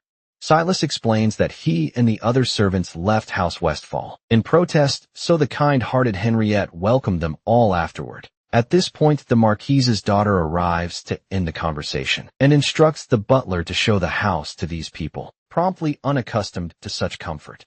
Noel and Mylene jump on the couch like children. Lys scolds them, but Henriette tells them to make themselves at home, because she lives in this mansion alone, so there's no problem in disturbing. Apparently, there was an accident that caused her parents to leave, and as the only child, she was left alone in the mansion. Then Alan questions what's happening in this country after all, and Henriette reveals that the emperor was executed over a year ago. Noah questions whether it's safe to spread such vital information of the empire to outsiders, but somehow Henriette knows that no one there will spread this secret, making Liz wonder why she's so confident about it. Nevertheless, the Marquise's daughter suggests that everyone stay there until the dust settles as night falls. Alan watches the backyard from the balcony until Henrietta enters without permission. According to her, the emperor always moved under heavy guard, so she believes his death is due to some demonic force, because only such beings would be capable of committing this crime without leaving traces besides Alan. Alan adds Henrietta to this list, but she argues that killing the emperor would bring her no advantage. That said, Alan takes the opportunity to ask, since when the girl has been observing him, because hiring Silas along with the others couldn't be just coincidences, not to mention bumping into him as soon as he entered the empire. Offended, Henrietta insists that they are indeed just coincidences, and promptly leaves Alan's room. Outside, she's happy to see that now he can smile, as she recalls Alan was worthy of the power and mission of a hero, with his strong and unwavering spirit. However, the fear and prejudice people felt against him hurt the hero and broke his heart. So it's true Henrietta worried about Alan. And that's why she reincarnated in this world, hoping he would at least be happy in his next life. Because she never wanted to see him feel what he felt that day again. Therefore, she's glad to see that someone was able to make him smile, even though it bothers her that this person isn't her. The next day, Noelle is filled with boredom, eager to see the region's blacksmiths and their outstanding forges. But Henriette tells the elf to forget about it, because the city is surrounded by guards everywhere. So the blacksmith starts forging an imaginary sword due to withdraw. Meanwhile, Howland wonders if the Black Wolf Knights are not just after him, and if so, maybe it's a good idea to keep Noelle safe at home. However, the elf wants to see the region's dwarf blacksmiths, and jumps for joy when Henrietta allows it to happen, with Melon as her bodyguard. The elf has a grin from ear to ear, so she takes a tour around the city, getting to know the local forge and cuisine. However, curiously, there were many elves in that place, and for some reason, they couldn't take their eyes off Noelle. At first, she thinks it's because she's cute, so she prepares to receive a compliment at any moment, until 3 male elves approach and are stopped by Mylene. Other elves surround the blacksmith like zombies, so the Amazon grabs her friend by the wrist and runs with her. Upon returning home, Noelle is a mess. Upon hearing the story, Lise comments that it's no wonder that Noelle attracts people's attention because of her beauty. And because of this comment, the elf promises that from now on, she will be more aware of how truly beautiful she is. However, Henriette burst the blacksmith's bubble by revealing that the reason for the elf's attention is not that. In fact, it's something that relates to the elf's past. So the human wants to know if she's ready to hear it. Noelle knows almost nothing about her past. So Henriette calls everyone outside to teleport them to the elven forest. Looking around, everyone is impressed with the spell and the vastness of the forest. Henrietta explains that they are actually in the same place as before, outside the mansion. The difference is that this is a different dimension. In the elven forest, there is a magical shield around to control intruders, and whoever discovers about them there has their memory erased upon leaving the area. Without exceptions, however, Henriette has permission to enter this place. That's why Noelle has no memories of her past. She deduces Alan is impressed by the elves having a barrier they can't even detect, and it's for this reason that he accuses Henriette of being involved in this process. The girl admits that she helped a little here and there, but nothing major. So they continue on the path behind the settlement they came to seek. In the middle of the forest, a bird lands on Noah's shoulder, and this gives her a strange feeling that she belongs to this place. Suddenly, several elves emerge from the shadows of the trees and surround the visitors. Alan sees no hostility in the approach of the natives, which Henrietta agrees with, as the sovereign of this people has returned. That said, the elves bow before their queen and welcome her. Noelle asks if they're talking to him, and an elf says that they eagerly awaited her return. Alan notices that this is due to the fairy queen's eyes. As Horace mentioned, Henrietta explains that the eyes of the fairy queen, the Grom sight, are the mark of the elven royal family. This means that Noelle Leonhardt is descended from an almost extinct lineage of her race's royalty. Soon the cloaked elf announces that he was the regent during the queen's absence, and his name is Percival either way. Noelle is terrified by this sudden turn of events, so Percival assures her that he will make the elf know the place before she decides whether to stay or not. That said, everyone crosses the elven forest until they reach the settlement. Alan admires the tranquility that hangs in the air, and Myelena thinks a nap there would be nice.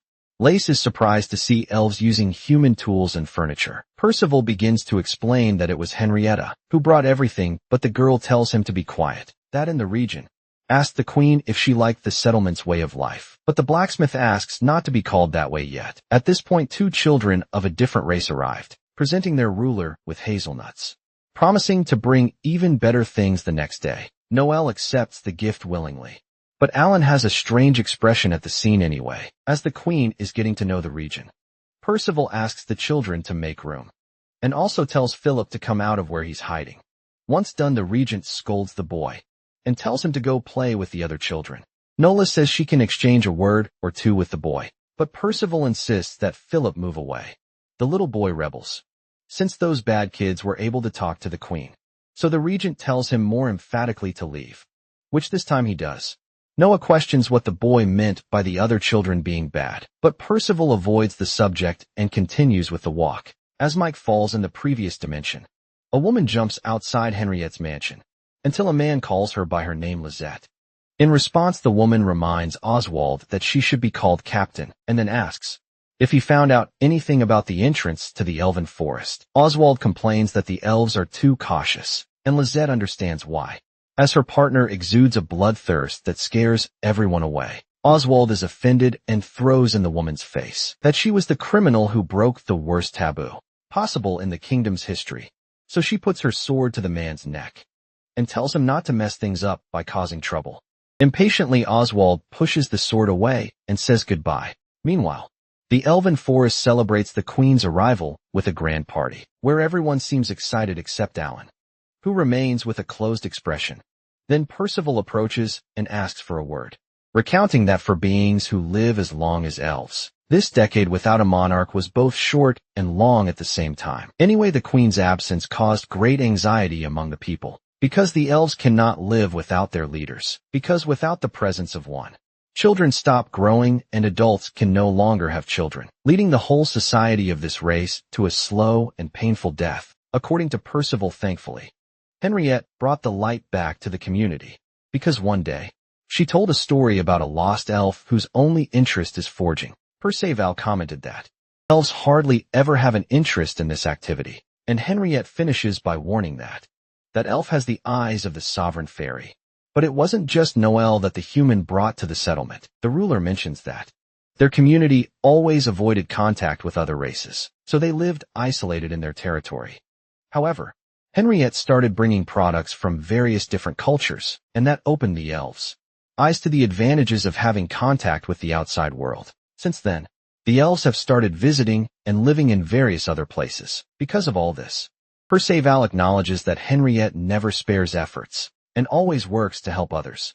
That said, Alan questions if it was she who brought those demonic children to the settlement, and the ruler regrets that the human noticed this detail, knowing that some sensitive and talented individuals can see the aura of a demon. Alan makes it clear that he has no problem against demons, but he is still curious why they live with the elves, who generally hate that race.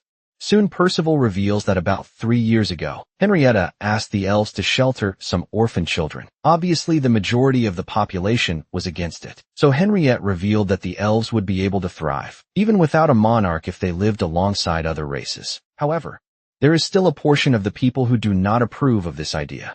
To this day, after the exhausting day, Noel is exhausted, after being exposed to an entire community as their ultimate leader. Speaking of which, Mylene asks if her friend is going to assume this title of queen, but she doesn't know yet anyway, since the elves are preparing this place for the group to spend the night. Everyone goes their separate ways after saying goodbye, and Alan acts differently when saying goodbye to Henriette. Despite everyone going to hunt for their beds, Noelle stayed exactly where she was, haunted by thoughts related to everything she discovered and experienced today. Years ago, she remembers that Vanessa did not fulfill her wish to forge a blade that surpasses a sacred sword, but Noelle achieved that goal because of this. She reflects on what her next dream would be.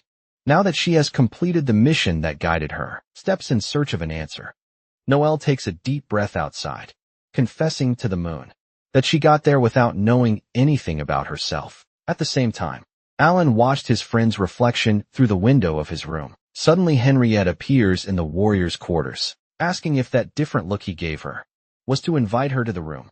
Alan confirms that it is, so the girl admits that she doesn't have much experience with this kind of thing. So she asks the boy to be gentle in teaching her while pouting. However, Alan says she can leave now. So the reincarnated noblewoman goes crazy with the boy's slowness in refusing a beauty like her. Alan replies that she is far from being that beautiful on the inside. So Henriette loses her patience completely and asks what the guy wants. Alan mentions the fact that the girl brought the demon children to the elves. So she reveals that demons are not a race in themselves. On the contrary, when someone feels such deep hatred, to the point of wishing death to all, the will of the world recognizes that person as a demon. However, there are some exceptions, like children of demonic parents who were born this way. When they arrive in this world, this type of child is despised wherever they go. even without having any guilt in being demons. To make matters worse, demon parents tend to execute their own offspring because surviving demons become the strongest, forming a cruel, vicious cycle. For this reason, it is almost impossible for a child of this type to survive. In the case of those two that Alan saw, Henriette took them at the moment they were to be killed. Henriette is offended by the smile the boy gave upon hearing this, but he explains that good deeds like this are typical of the friend, leaving her embarrassed the next day. Percival takes the whole group to visit one of the wonderful places in the elven forest. Enchanting Leaves, on the other hand, Noelle couldn't get the story of being queen out of her head. Seeing this, Henrietta asked the elf not to feel bad if she chooses to refuse, because whether she wants it or not, the elves are trying a way to live without their monarch.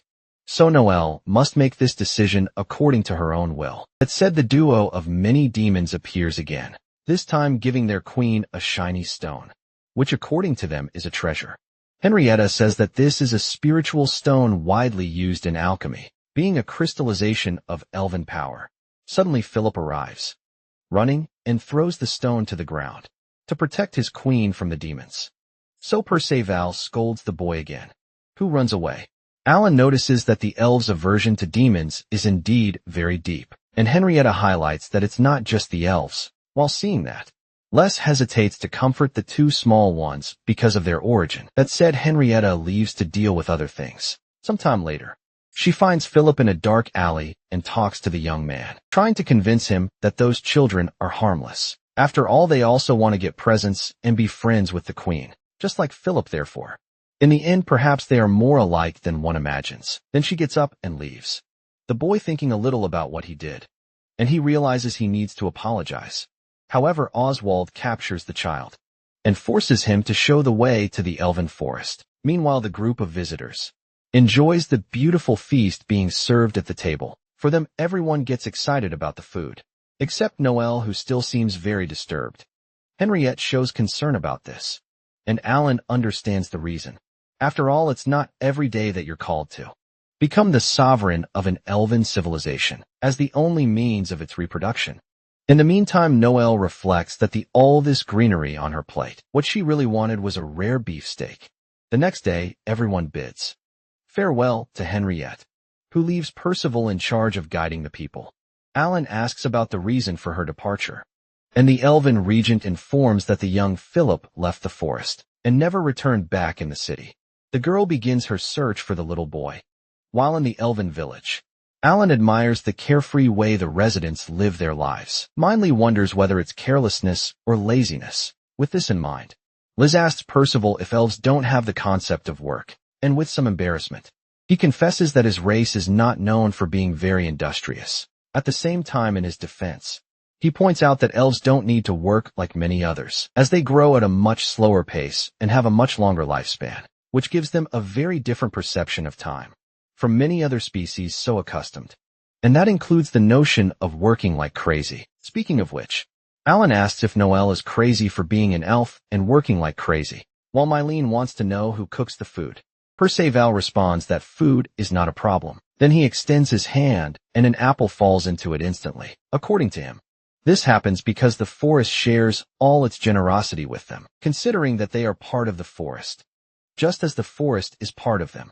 Analyzing both the forest and the species living there with his magic, Alan notices that they really are one and the same, and Percival explains that they are born, grow and die there. They care for their wounded, feed themselves, and build their roofs with what nature produces. Therefore, the cycle of life and reproduction is due to the unity and respect with the forest. Speaking of which, Percival asks what Noelle has been thinking of life there, and she thinks it's cool, but before finishing her thought, Alan asks if he could live there, because his dream, upon leaving the Empire, was to find a peaceful place to live. Percival explains that for that, Alan must be recognized by the forest as a compatriot, but he doesn't know exactly how that happens. For this reason, Noelle asks how demonic children manage to live there, and the regent replies that Henriette introduced them to the village. Besides, they will only be taken care of for a short period, and they will not live there forever.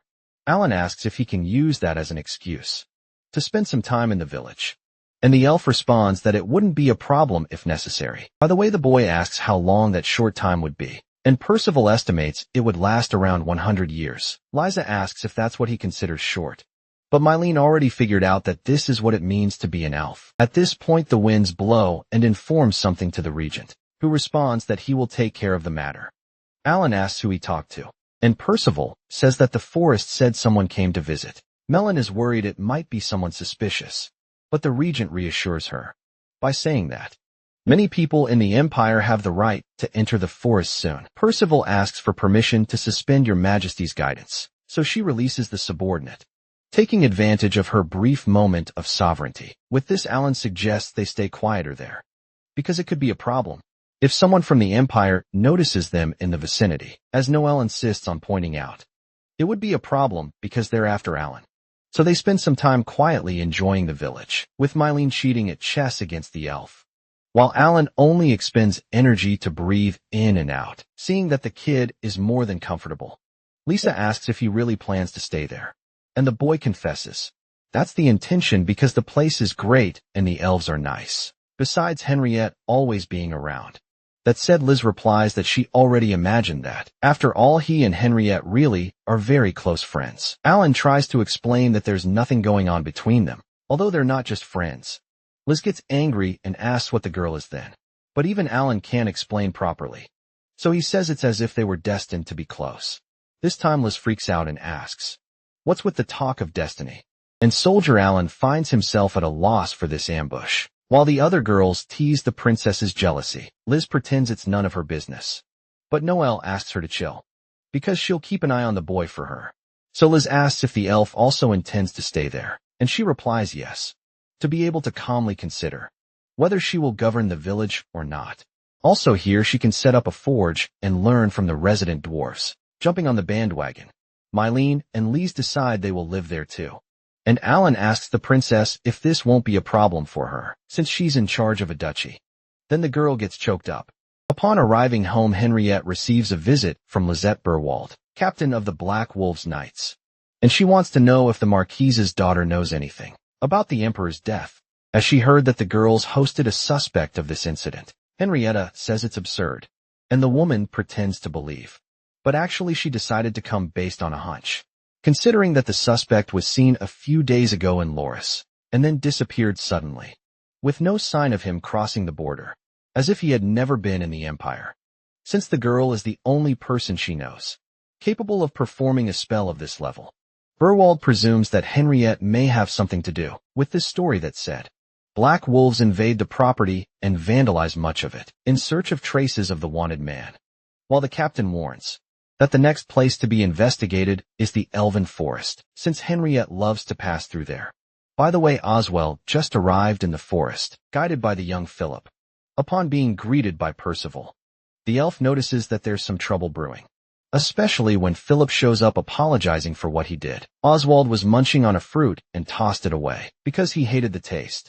Then he asks if Percival is the leader of the local village. At that moment the elf recalls when Henriette mentioned that the Black Wolves have the extrajudicial right to mete out punishments, meaning they can punish you if you so much as look at them funny. Thus he introduces himself as the regent of the Elven Sovereign, and questions what the man is doing in the forest. Oswald says the elves are harboring a criminal on their lands, and Percival really has no clue what the matter is about. Losing patience, the human demands they bring the wanted man to him immediately, until the demonic children arrive innocently to greet the regent. Thus Oswald discovers that the elves are hiding much more than the Black Wolves imagine. So with a snap of his fingers, he blows up a large region of the forest, where they were listening to the distant roar.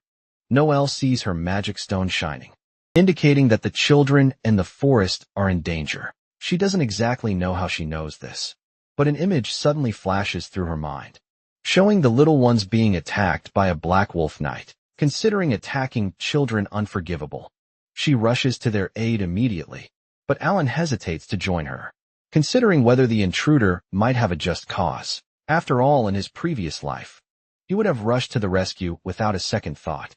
But he's no longer a hero, and saving everyone indiscriminately only brought him immense emptiness. Seeing that her friend is suffering in some way, Liz asks how he's doing. Alan pretends it's nothing, only to then invite the princess to join him and the other girls on the way to the rescue. Alan simply didn't want to have to think about these things. He just wanted to live in peace. Meanwhile, Percival protects the children with a magical barrier from the explosion. Nevertheless, Oswald asserts that the execution of the two brats will still happen, so the elf tells the children to move away and expands the shield to block the enemy's passage. But he blows up a tree behind the elf and knocks him down. With that done, the two demon children are defenseless against the human, until Philip takes action and stands in front of them. Oswald gets irritated and adds the young elf to his execution list, but a forge hammer flies at the Black Wolf's head, hitting him square on with Noel's arrival. Percival calls out for his sovereign, and Oswald asks if she's the leader of the elves, but she claims to be just a blacksmith, and orders the jagged tooth one to flee. Oswald comments that crazies keep popping up in this forest, so he tries to explode the two girls, but they manage to avoid turning to ashes by running fast enough. Perceval notices that his queen is in danger, so he gathers his last strength to conjure a sword and attack the Black Wolf. But the enemy is faster and manages to subdue the elf, leaving him hanging by a thread.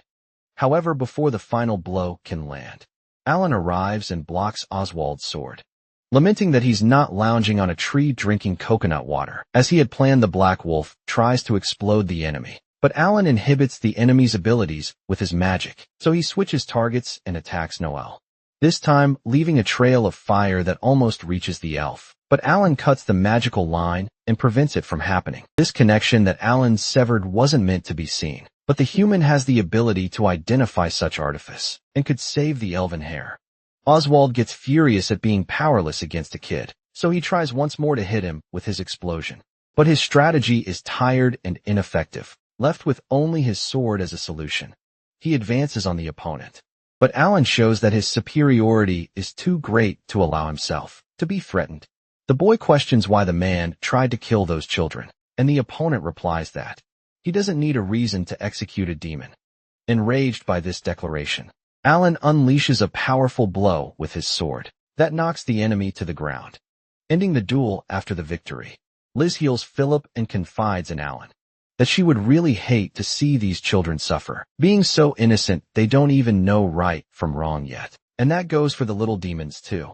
Besides that, they need to decide what to do with the intruder, considering that defeating a Black Wolf will stir up trouble with the Empire, and Henriette will certainly be angry about it.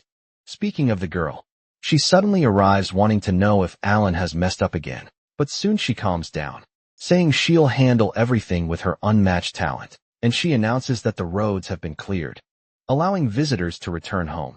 Everyone bids farewell to the elven village, and Percival makes one last call for Noel to live with them, but she thinks she's still too young to become queen, as she knows little about everything that surrounds this world she inherited, like demons, the forest, or the elves themselves. However, if she continues traveling with her friends, she's sure it will bring the wisdom she needs to become a true monarch. Every day, either way, the region eagerly awaits the heir's return. So finally, everyone bids a definitive farewell, and Alan's group continues on their journey. As soon as they load the carriage with enough supplies for the journey, Nola grumbles that she wished she had more time to take a stroll and see more of the forges. So she promises to come back to this town and spend a whole month observing the artisan dwarfs and their extraordinary skills. Meanwhile, Liz was thinking they didn't bid Henriette farewell properly, considering all she had done for them, and the lack of a proper goodbye. Alan is certain she doesn't mind it being that way, given her difficulty in accepting gratitude. Besides, they can always come back another day and have more time to do things leisurely. With that said, the group prepares to depart until a red-haired boy rushes in, begging the adventurers to save his older sister. Alan laments that they're leaving, precisely to avoid more trouble like this, but Noah asks him to at least hear the guy out. So the boy introduces himself as Curtis Lynch Fist Henry, its younger brother. He needs help with an urgent matter related to her gathering in a tavern. The group learns that Henrietta has been captured by the Black Wolf, knights accused of executing the emperor, and is being taken to the imperial capital for sentencing. Moreover, an organization like the Black Wolves would never accept her being proven innocent, as it would surely nullify the evidence, as they always do, especially considering that Henrietta is not well regarded by some factions of the royalty and nobility due to her brilliance, which has always sparked resentment and envy from her adversaries. seeking help from family would be valid. But Curtis points out that he and his sister are isolated, even among the Link Fist. Interestingly, Liz recalls when Henrietta said she was an only child, and her parents had left, leaving her to live alone shortly after this explanation. Young Curtis understands if the group needs time to consider such a complicated request, but he pleads for them to consider it, as his sister means a lot to him. Back in their carriage, Alan reflects on what to do in light of the situation, until the girls arrive to discuss. Curtis, after hearing everything, Alan regrets that this matter has arisen just as they're leaving, and in a way it all seems suspicious. For starters, Henriette doesn't have a younger brother, and Noel reminds that guy never saw any of them, so he couldn't know they were friends with his supposed sister. Alan agrees, but still, it seems that Henrietta was indeed taken by the Black Wolves, through his divine eyes. He managed to see her being taken to the royal capital, under heavy guard in moments like this.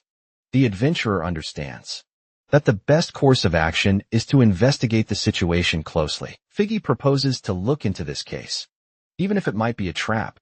Meanwhile, on the way to the capital, the Marquise's daughter already expected the journey not to be comfortable, and honestly she thinks her captors have gone too far. Captain Lizette Burwald tells the girl not to take it personally, as this treatment is part of the protocol. However, the officer knows that Henriette has an enigmatic and unpredictable side, and she cannot afford to falter and allow a prisoner of this caliber to escape, or else her head would surely roll. Fed up, the young woman understands, and then asks the captain if she kept her promise. Burwald confirms she did.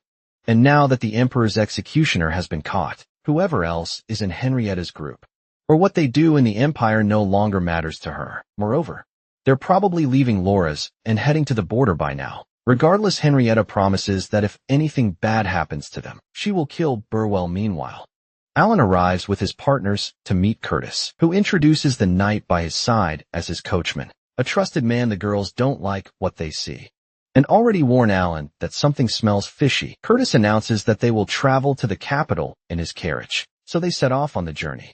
Along the way, the atmosphere seems tense, as the group ponders what kind of trap this could be. Curtis notices the girls' unease and asks if something's wrong, but they obviously dodge the subject. Alan is more direct and questions whether the guy is indeed Henrietta's brother, as well as wanting to know how he found out that the group was friends with his supposed sister. Noelle finds this somewhat rude, but when she sees Alan persisting with the questions, she quickly supports her friend in the interrogation, understanding the confusion of the group. Curtis confesses that he comes from a lesser branch of the Lynch family, and Henrietta is actually his cousin, although he always admired her like a sister. Unlike her, Curtis never had any special talent, so he was often ridiculed and treated as a failure. The only one who tried to understand the boy was his cousin Henrietta. She had a more straightforward speech about telling the boy to pick himself up and dust himself off, although she also saw him as a pathetic loser. However, she still had the ability to listen to the boy and stand by him when no one else did. Unfortunately, Curtis's parents didn't like his new friend and tried to separate the two. From that moment on, he could only watch the girl from afar and ask for how he knew the group was friends with her. Curtis coincidentally saw them together one day, just like when Henrietta was taken by the Black Wolves. He could only watch, so he feels like a coward since he couldn't do anything. As always, Liz disagrees with the guy's opinion, because he had the courage to tell them the truth and sought help to save his cousin. Noel apologizes for having doubted the young man, but he understands he should have clarified things earlier. By the way, he wants to know about the relationship between Alan and Henriette, since they get along so well. Envious Liz and Noel glare angrily and agree with the thought, as the two seem like they've known each other for decades. They're so in sync. Innocent Mylene thinks they're married, causing Liz to freak out and leaving Alan once again in an awkward situation, watching the consequence of her comment. Curtis finds it amusing, not knowing that his adoptive sister had such committed friends. When night falls, Captain Burwald's train sets up a camp to continue the journey tomorrow, and Henriette wonders if her captor will take a nap. Burwald ironically thanks her for the concern, but emphasizes that her orders are not to take her eyes off the prisoner for even a second. Changing the subject, Henrietta asks what happened to the Black Wolf that caused turmoil in the Elfwood, and she tells her that Oswald was forgiven by the organization, considering that the main objective was achieved, which was to capture the Emperor's executor. The girl marks the parallel, justice that absolves any atrocity a black wolf commits, wherever they may be, especially just to arrest an innocent who needs to be framed as a criminal. But deep down she's relieved to know that Alan is okay, because she would hate to see him getting hurt because of her. After all this time apart, at dawn a crowd gathers in front of the gate of a city, where the group stopped to refuel, and this entrance is supervised by some soldiers, who prevent some from entering. Nola questions the reason for all this concern, and Alan hopes it's not the case, but believes it has to do with what they did recently. Either way, he plans to go to the local adventurers guild and ask what's going on. Curtis supports the idea, but suggests that Noelle and Mylene wait in the carriage, because elves and Amazons are not very common in the Empire. With that decided, Lays enjoys her moment alone with her sweetheart, and can't hide her happiness. In closing her eyes, and only being able to smell the sweaty aroma of her favorite night, this happiness is expressed in excitement to go to the guild and gather the most valuable information they seek. But her enthusiasm led her to start the search in the wrong direction, forcing Alan to correct the path. Arriving there, Liz comments on the melancholic atmosphere of the place, and Alan responds at the fact that the city is closed, prevents adventurers from practicing their professions, leaving everything to rot. At the same time, Curtis shows Noelle and Mylene where they will be able to stay while the search is conducted. In the city, however, the elf questions if it is indeed safe to stay in this hotel, since the Black Wolves are after everyone in the group. But the boy assures that everything will be fine, because the owners of this establishment would never betray their customers. Furthermore, Curtis has no doubt that his coachman will not allow anyone to touch them, because he is one of the most talented knights in the Empire. Speaking of the soldier, Mylene asks if they already know each other, besides knocking on his armor as if it were a door. Noelle takes her friend away to avoid trouble, but she confesses to being curious about the guy wearing armor all the time. Even with the helmet, Curtis explains that the guy there is very shy, so he likes to always remain discreet. Back at the Adventurers Guild, Alan informs Lies that everyone present is also looking for a way out of this city. Lies heard rumors that the Black Wolf Knights are after a group of 6 who left Loris recently, so they must gather again to come up with a plan to avoid being discovered. That said, a Black Wolf Knight enters the guild and orders the adventurers to stay where they are accustomed to, being independent from this organization. The guild members challenge the Black Wolf's order, but she ensures that she will execute anyone who doesn't answer her question. So she asks where a group of 6 people who recently left Loris is, but the military organization still lacks more precise information about the wanted ones, such as their race, for example. An adventurer questions what this group calls, and the knight informs that they are rebels, whose intention is to plunge the Empire into chaos. Another adventurer makes it clear that wanderers like them don't care about what happens to the Empire, and that they work for money, not threats. Therefore, the Black Wolf offers a hefty reward of 100 gold coins for any information about the whereabouts of the fugitives, even if such information seems trivial. Most of the men in that guild have never seen such a large amount of gold, so the first ones quickly start spilling the beans about strangers who arrived at the closed gate earlier today, pointing to Alan and Liz, who were at the back of the tavern, but they had already disappeared by now. Then the knight rushes out of the guild and finds 2 suspects running, so she goes after them. Lisa is worried about disobeying the orders of such an influential institution of the Empire, and with every step taken, Alan tries to convince the Princess of Edo, Stella, that this is the best course of action they could take. Speaking of which, he hurries things up by holding the girl in his arms and flying away. From there, the knight is distracted by looking up and knocks down a child on the way, who cries in pain after hurting his knee. Interestingly, the member of the Black Wolf stops to take care of the boy, and Alan finds it amusing that the kindness of their pursuer was what saved them. Stella thinks it's better for them not to meet the others, so as not to risk everyone being caught together. But an explosion from the inn where Noelle and Mylene were forces them to go to the rescue of their friends. Arriving there, the entire establishment had turned into ruins, and atop the debris, Oswald carried the elf and the Amazon, squaring to get back at Alan for what he did to him in the elf wood. Around the city, chaos and devastation were taking over everything, with demons running rampant and claiming victims at every step. In the midst of this, a child tries to hide from one of the enemies, but the demonic creature finds the boy behind a fallen wall and is about to finish him off. until a warrior, speeding through the battlefield and striking targets along the way, hits the monster in front of the child. Afterward, he extends his hand to the little boy and says, "It's okay." Terrified, Lise notices Curtis trapped under the rubble and rushes to help the lad. But Oswald makes it clear he doesn't want anyone playing the hero, because this stage is for him and the kid. As Alan remains calm in the face of the enormous threat, the Black Wolf questions if these people mean anything to him, assuming he wouldn't have any problems. Executing both right now, Alan then questions, what would happen faster in this situation? Oswald killing the two or having his own head separated from his body? This question infuriates the Black Wolf, ready to put his enemy in his place, until a blade cuts the man's arm, causing him to fall to the ground in pain. Alan approaches and tells the guy to shut up, because he wants his questions answered right now. However, Oswald ignores the pain and begins to laugh, calling the boy an idiot because from the beginning, the wolf knew he couldn't defeat Alan. In fact, this whole scene was a distraction for him to launch his explosion at various different targets, while Alan was occupied. All it takes is for him to want his victims to go up in smoke, and the reward will be seeing horror on Alan's face. In the Forest of Elves, the boy cut the man of fuses and thwarted Oswald's plans. But this time, the people connected to these energy cables will turn to dust the moment that happens. Faced with this, Alan tries to think of what he can do, remembering when he tried to save that little boy and ended up being stoned. He concludes he's no longer the hero he used to be. Therefore, he has no obligation to save those he doesn't even know, and he concludes his priority is now different. In the meantime, Oswald triggers the explosions, while Alan emanates an aura that covers the entire terrain. Using all his speed, he cuts the fuses again before the enemy's man arrives, avoiding the explosion once more, and saving all the people who would have been victims.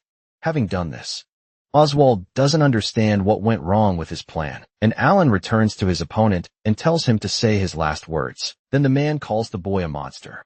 And as he goes to decapitate Oswald, a warrior intervenes and states, she can't let this happen to one of the Black Wolf Knights. She understands that the man destroyed the city and caused all this chaos, and that he deserves punishment. But this punishment must be given by her, ensuring he will be treated properly.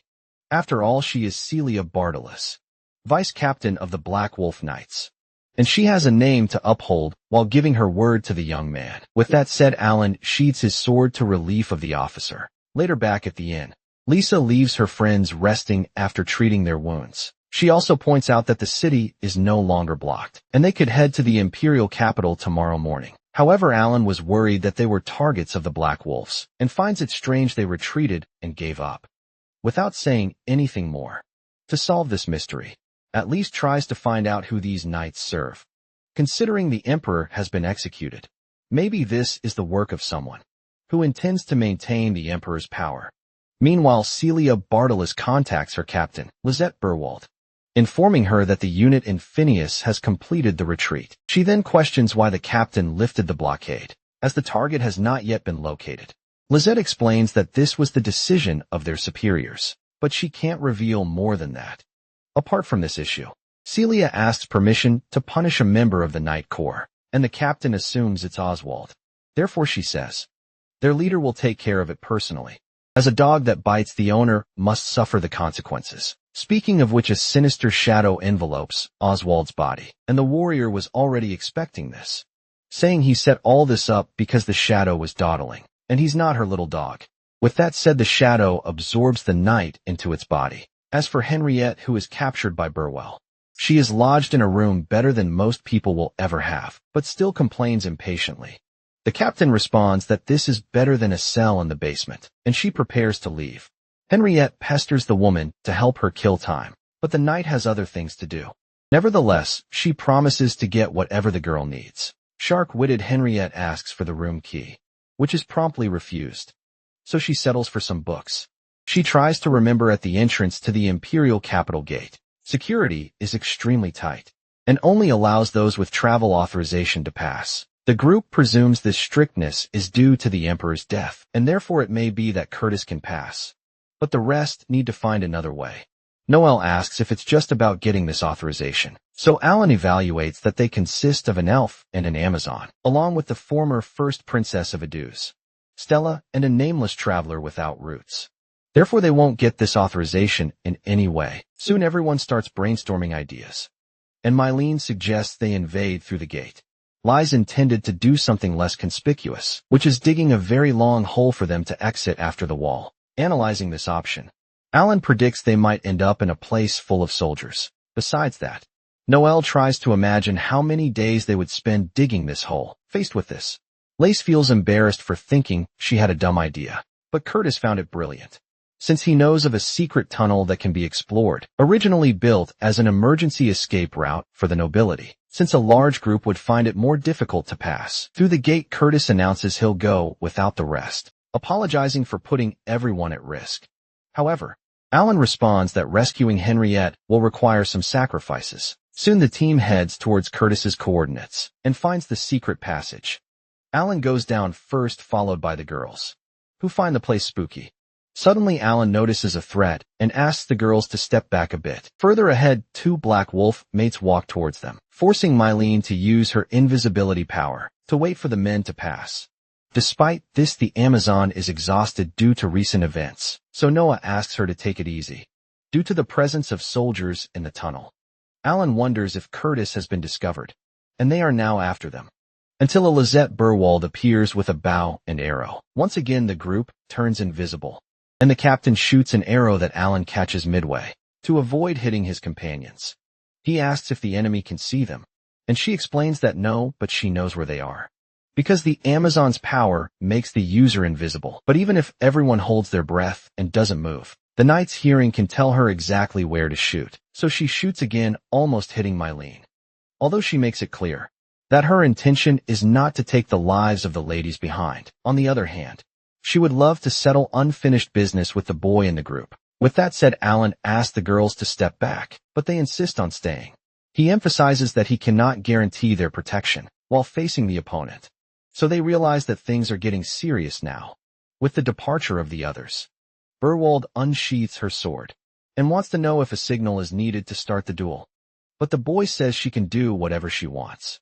So she tries to surprise the opponent using surreal speed, which keeps Alan entirely on the defensive, fearing being hit at any moment. As for the girls in the group, they find Curtis and warn him about the attack. They suffer from a Black Wolf Knight, so it was a trap. Despite the opponent's speed, Alan questions whether she is avoiding injuring him, since she has several opportunities to hit the target, and didn't manage to once. Burwald is irritated by the accusation and returns to the fight, while remembering the clear and direct death threat Henriette made, in case the officer did anything against Alan. However, during the duel, the tunnel ceiling begins to collapse, so the captain discovers that this was the plan after all. From afar, the rest of the group sees a large cloud of smoke emerging from the secret tunnel, leaving the girls worried that Alan has been buried alive. On the other hand, Curtis lets out a small smile. However, to everyone's surprise, the boy appears out of nowhere where they were, and Liz gives a relieved hug to her friend, causing jealousy in the other two girls.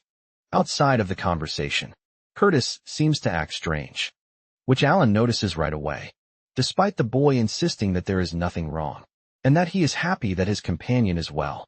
Thus Alan asks if the boy has any plan to save his sister, and he says no, and that it would be best to rest now to think about it tomorrow. With that said, Alan emits a blue light without explaining the reason, before leaving and saying he'll be back. Then he appears in Henrietta's room, and recognizes the book of hero tales that she has liked so much since her past life. Incredulous, the girl asks, "What is happening so?" Alan jokes that he heard rumors of a redhead with 2 hairpins having executed the emperor. Impatiently, Henriette assumes that the boy teleported and then asks why he's there, since the accusations are false. So she won't be hanged or anything like that and will soon be released. Furthermore, she is the head of the Lin Fist family, and not just anyone who can be hanged. Like an indigent in the worst-case scenario, she might lose her title and be exiled. Finally, she becomes shy when asking if Alan cares about her that much, and he responds without hesitation that he does. With that said, Henriette loses the playful expression and gains more serious contours as she asks the boy to leave. After all, she doesn't need him to worry about her, and she doesn't need to be saved by anyone. Without retorting, Alan goes to the door, bids farewell to his friend, and teleports away. Then Henriette lies down on the bed and wonders what she's doing. Returning to the rest of the group, Alan seems distracted in a meeting between the team members, where Corns draws the boys' attention to say that if they save Henriette, it's possible that their kingdom will be seen as an accomplice to murder, since she is accused of involvement in the Emperor's death. If this happens, a war may start, and this must be avoided at all costs. Alan questions if the deal then is to leave the Empire with their tails between their legs and do nothing else. Assuming that this is the point where his colleague wants to get, he admits that yes, as frustrating as it may be. But anyway, no member of the group agrees with the idea of leaving the capital without Henriette.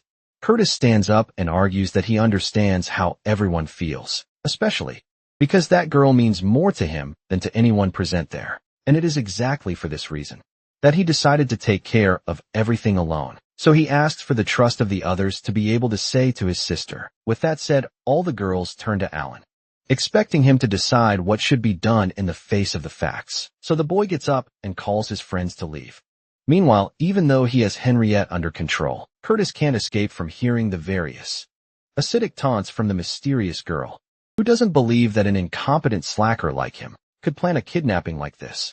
However, the boy shows that he's turned the tables in his favor, emanating a dark power that shuts down the prisoner's bravado. According to her, the authority to lead the Black Wolf Knights has always been passed down among the generations of imperial families. But Curtis assures her that he threatened everyone until he gained this power. Considering all these bourgeois arrogant and pathetic, hiding with their tails between their legs in their castles and palaces. With that said, Henriette doesn't understand why she was used as a scapegoat to be blamed for the execution. So the boy reveals that he had to do it to gain his sister's support. To become the emperor by marrying a linguist, he, a mere commoner, could rise to nobility and gain the conditions to assume the throne. In response, Henriette is furious with this idiotic and cliché ambition of the boy, even though he claims he's doing it for her too. After all, if they both rule together, she can get revenge on everyone who oppressed her. Despite the promise, Henriette has no interest in seeking revenge, so she bids farewell to the boy and announces that she's going to catch some sleep. With that, Curtis becomes a bit more restrained in his speech, saying he understands that the girl might be scared by all this talk of marriage, but ultimately, he's sure she has a more romantic side within that angry little heart. As the girl ignores this last speech, Curtis allows her to think for some time and leaves Henriette alone. Walking through the castle corridors, the boy encounters Lisette Burwald and asks if she was injured in the collapsed tunnel incident, but she asks him not to worry about it and brings up a more important topic about how Curtis couldn't finish off Alan. Despite this, Curtis reveals that the young man left the Empire, so there's nothing to worry about. Meanwhile, in the protagonist's carriage, Noelle can't stand this tense atmosphere among everyone and tries to break the ice.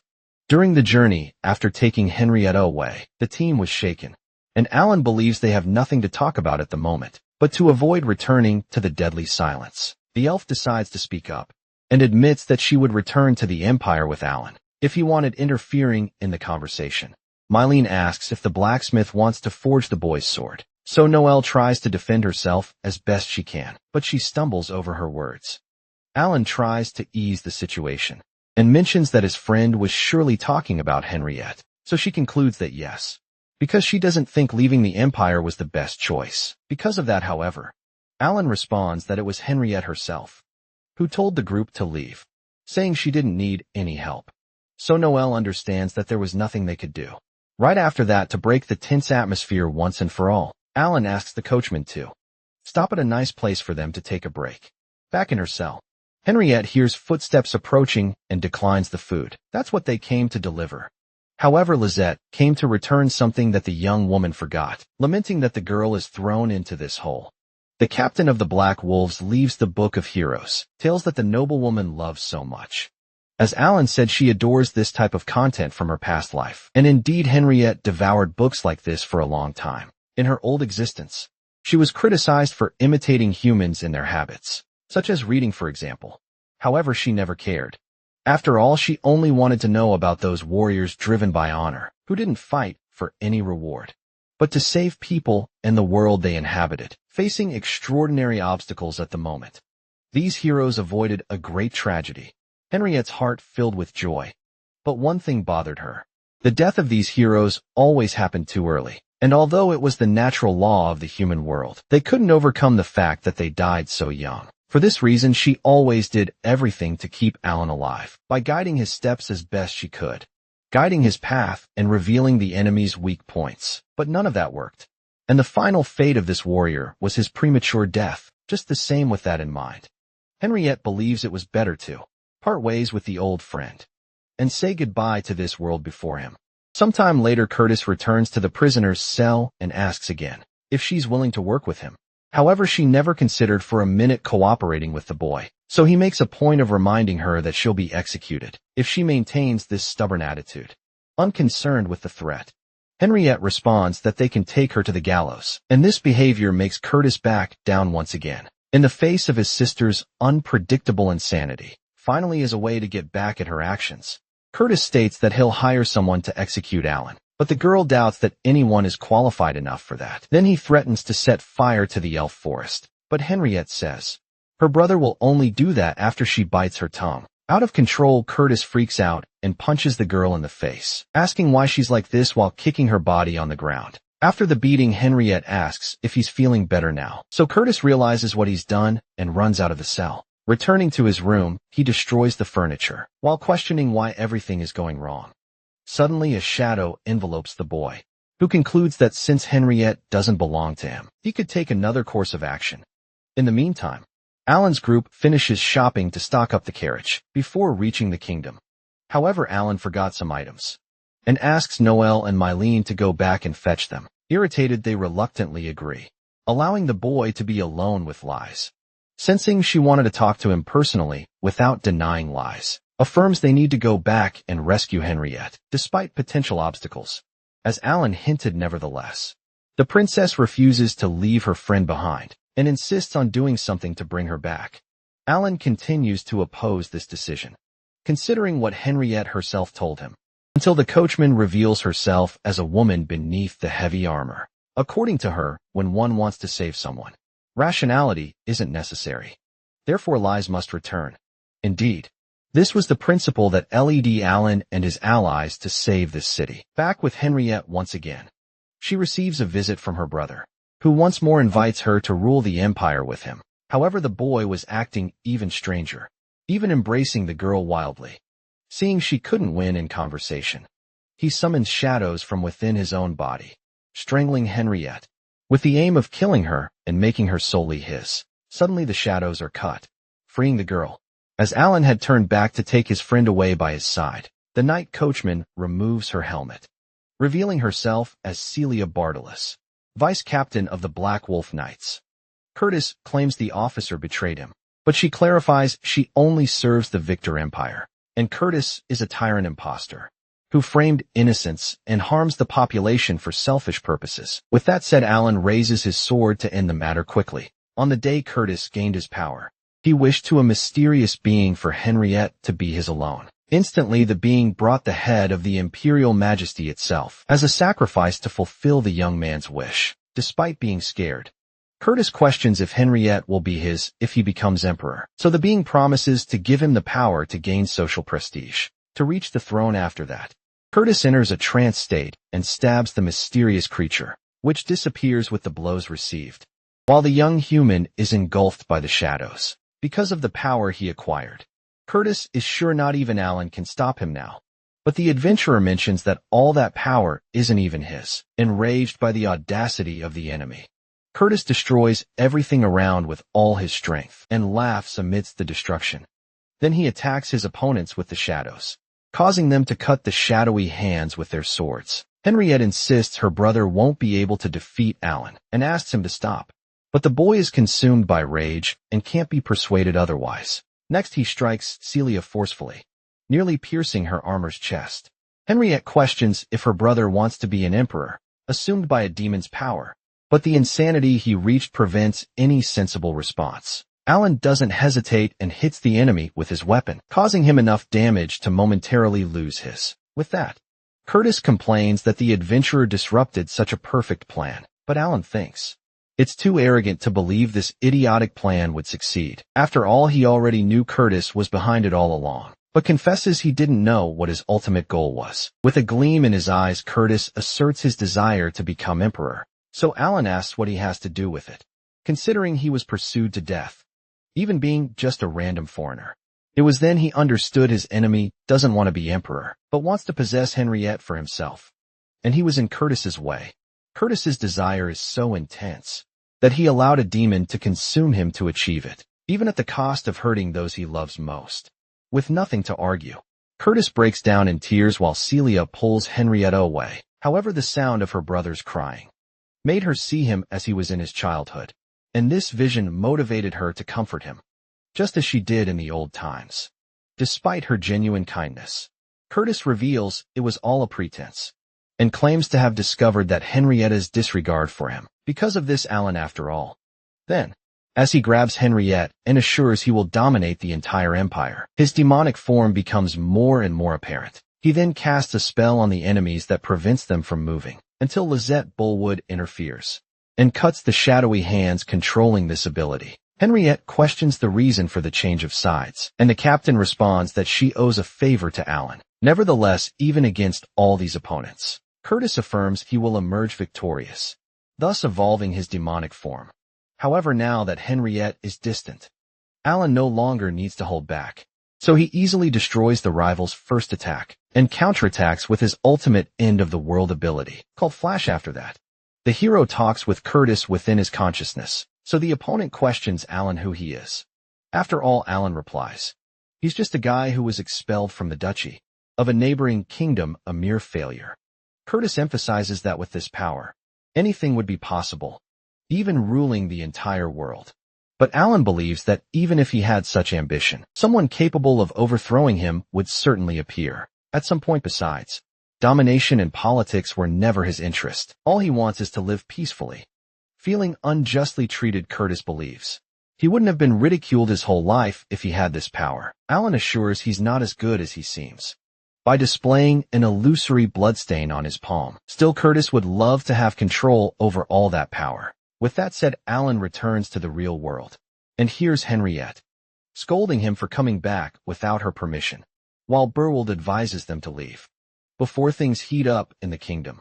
So Alan prepares to leave until Henriette catches his attention. However, when he turns around, she says it's nothing. Following that, we heard that Curtis Harns Victor teamed up with a demon to execute the emperor, but the truth was hidden in the shadows, and Henriette was hanged in his place. Thus the Link Fist family came to an end. However, that was just a story that Henriette was telling. None of it was real. Later, she asks why Alan saved her, and he explains that when he was kicked out of his parents' house, he thought he would live in peace doing whatever he wanted. In a way, that's what's happening. He saved Henriette because it's what he wanted to accomplish. Because of this, Henriette reflects that Alan is indeed considered a hero by everyone.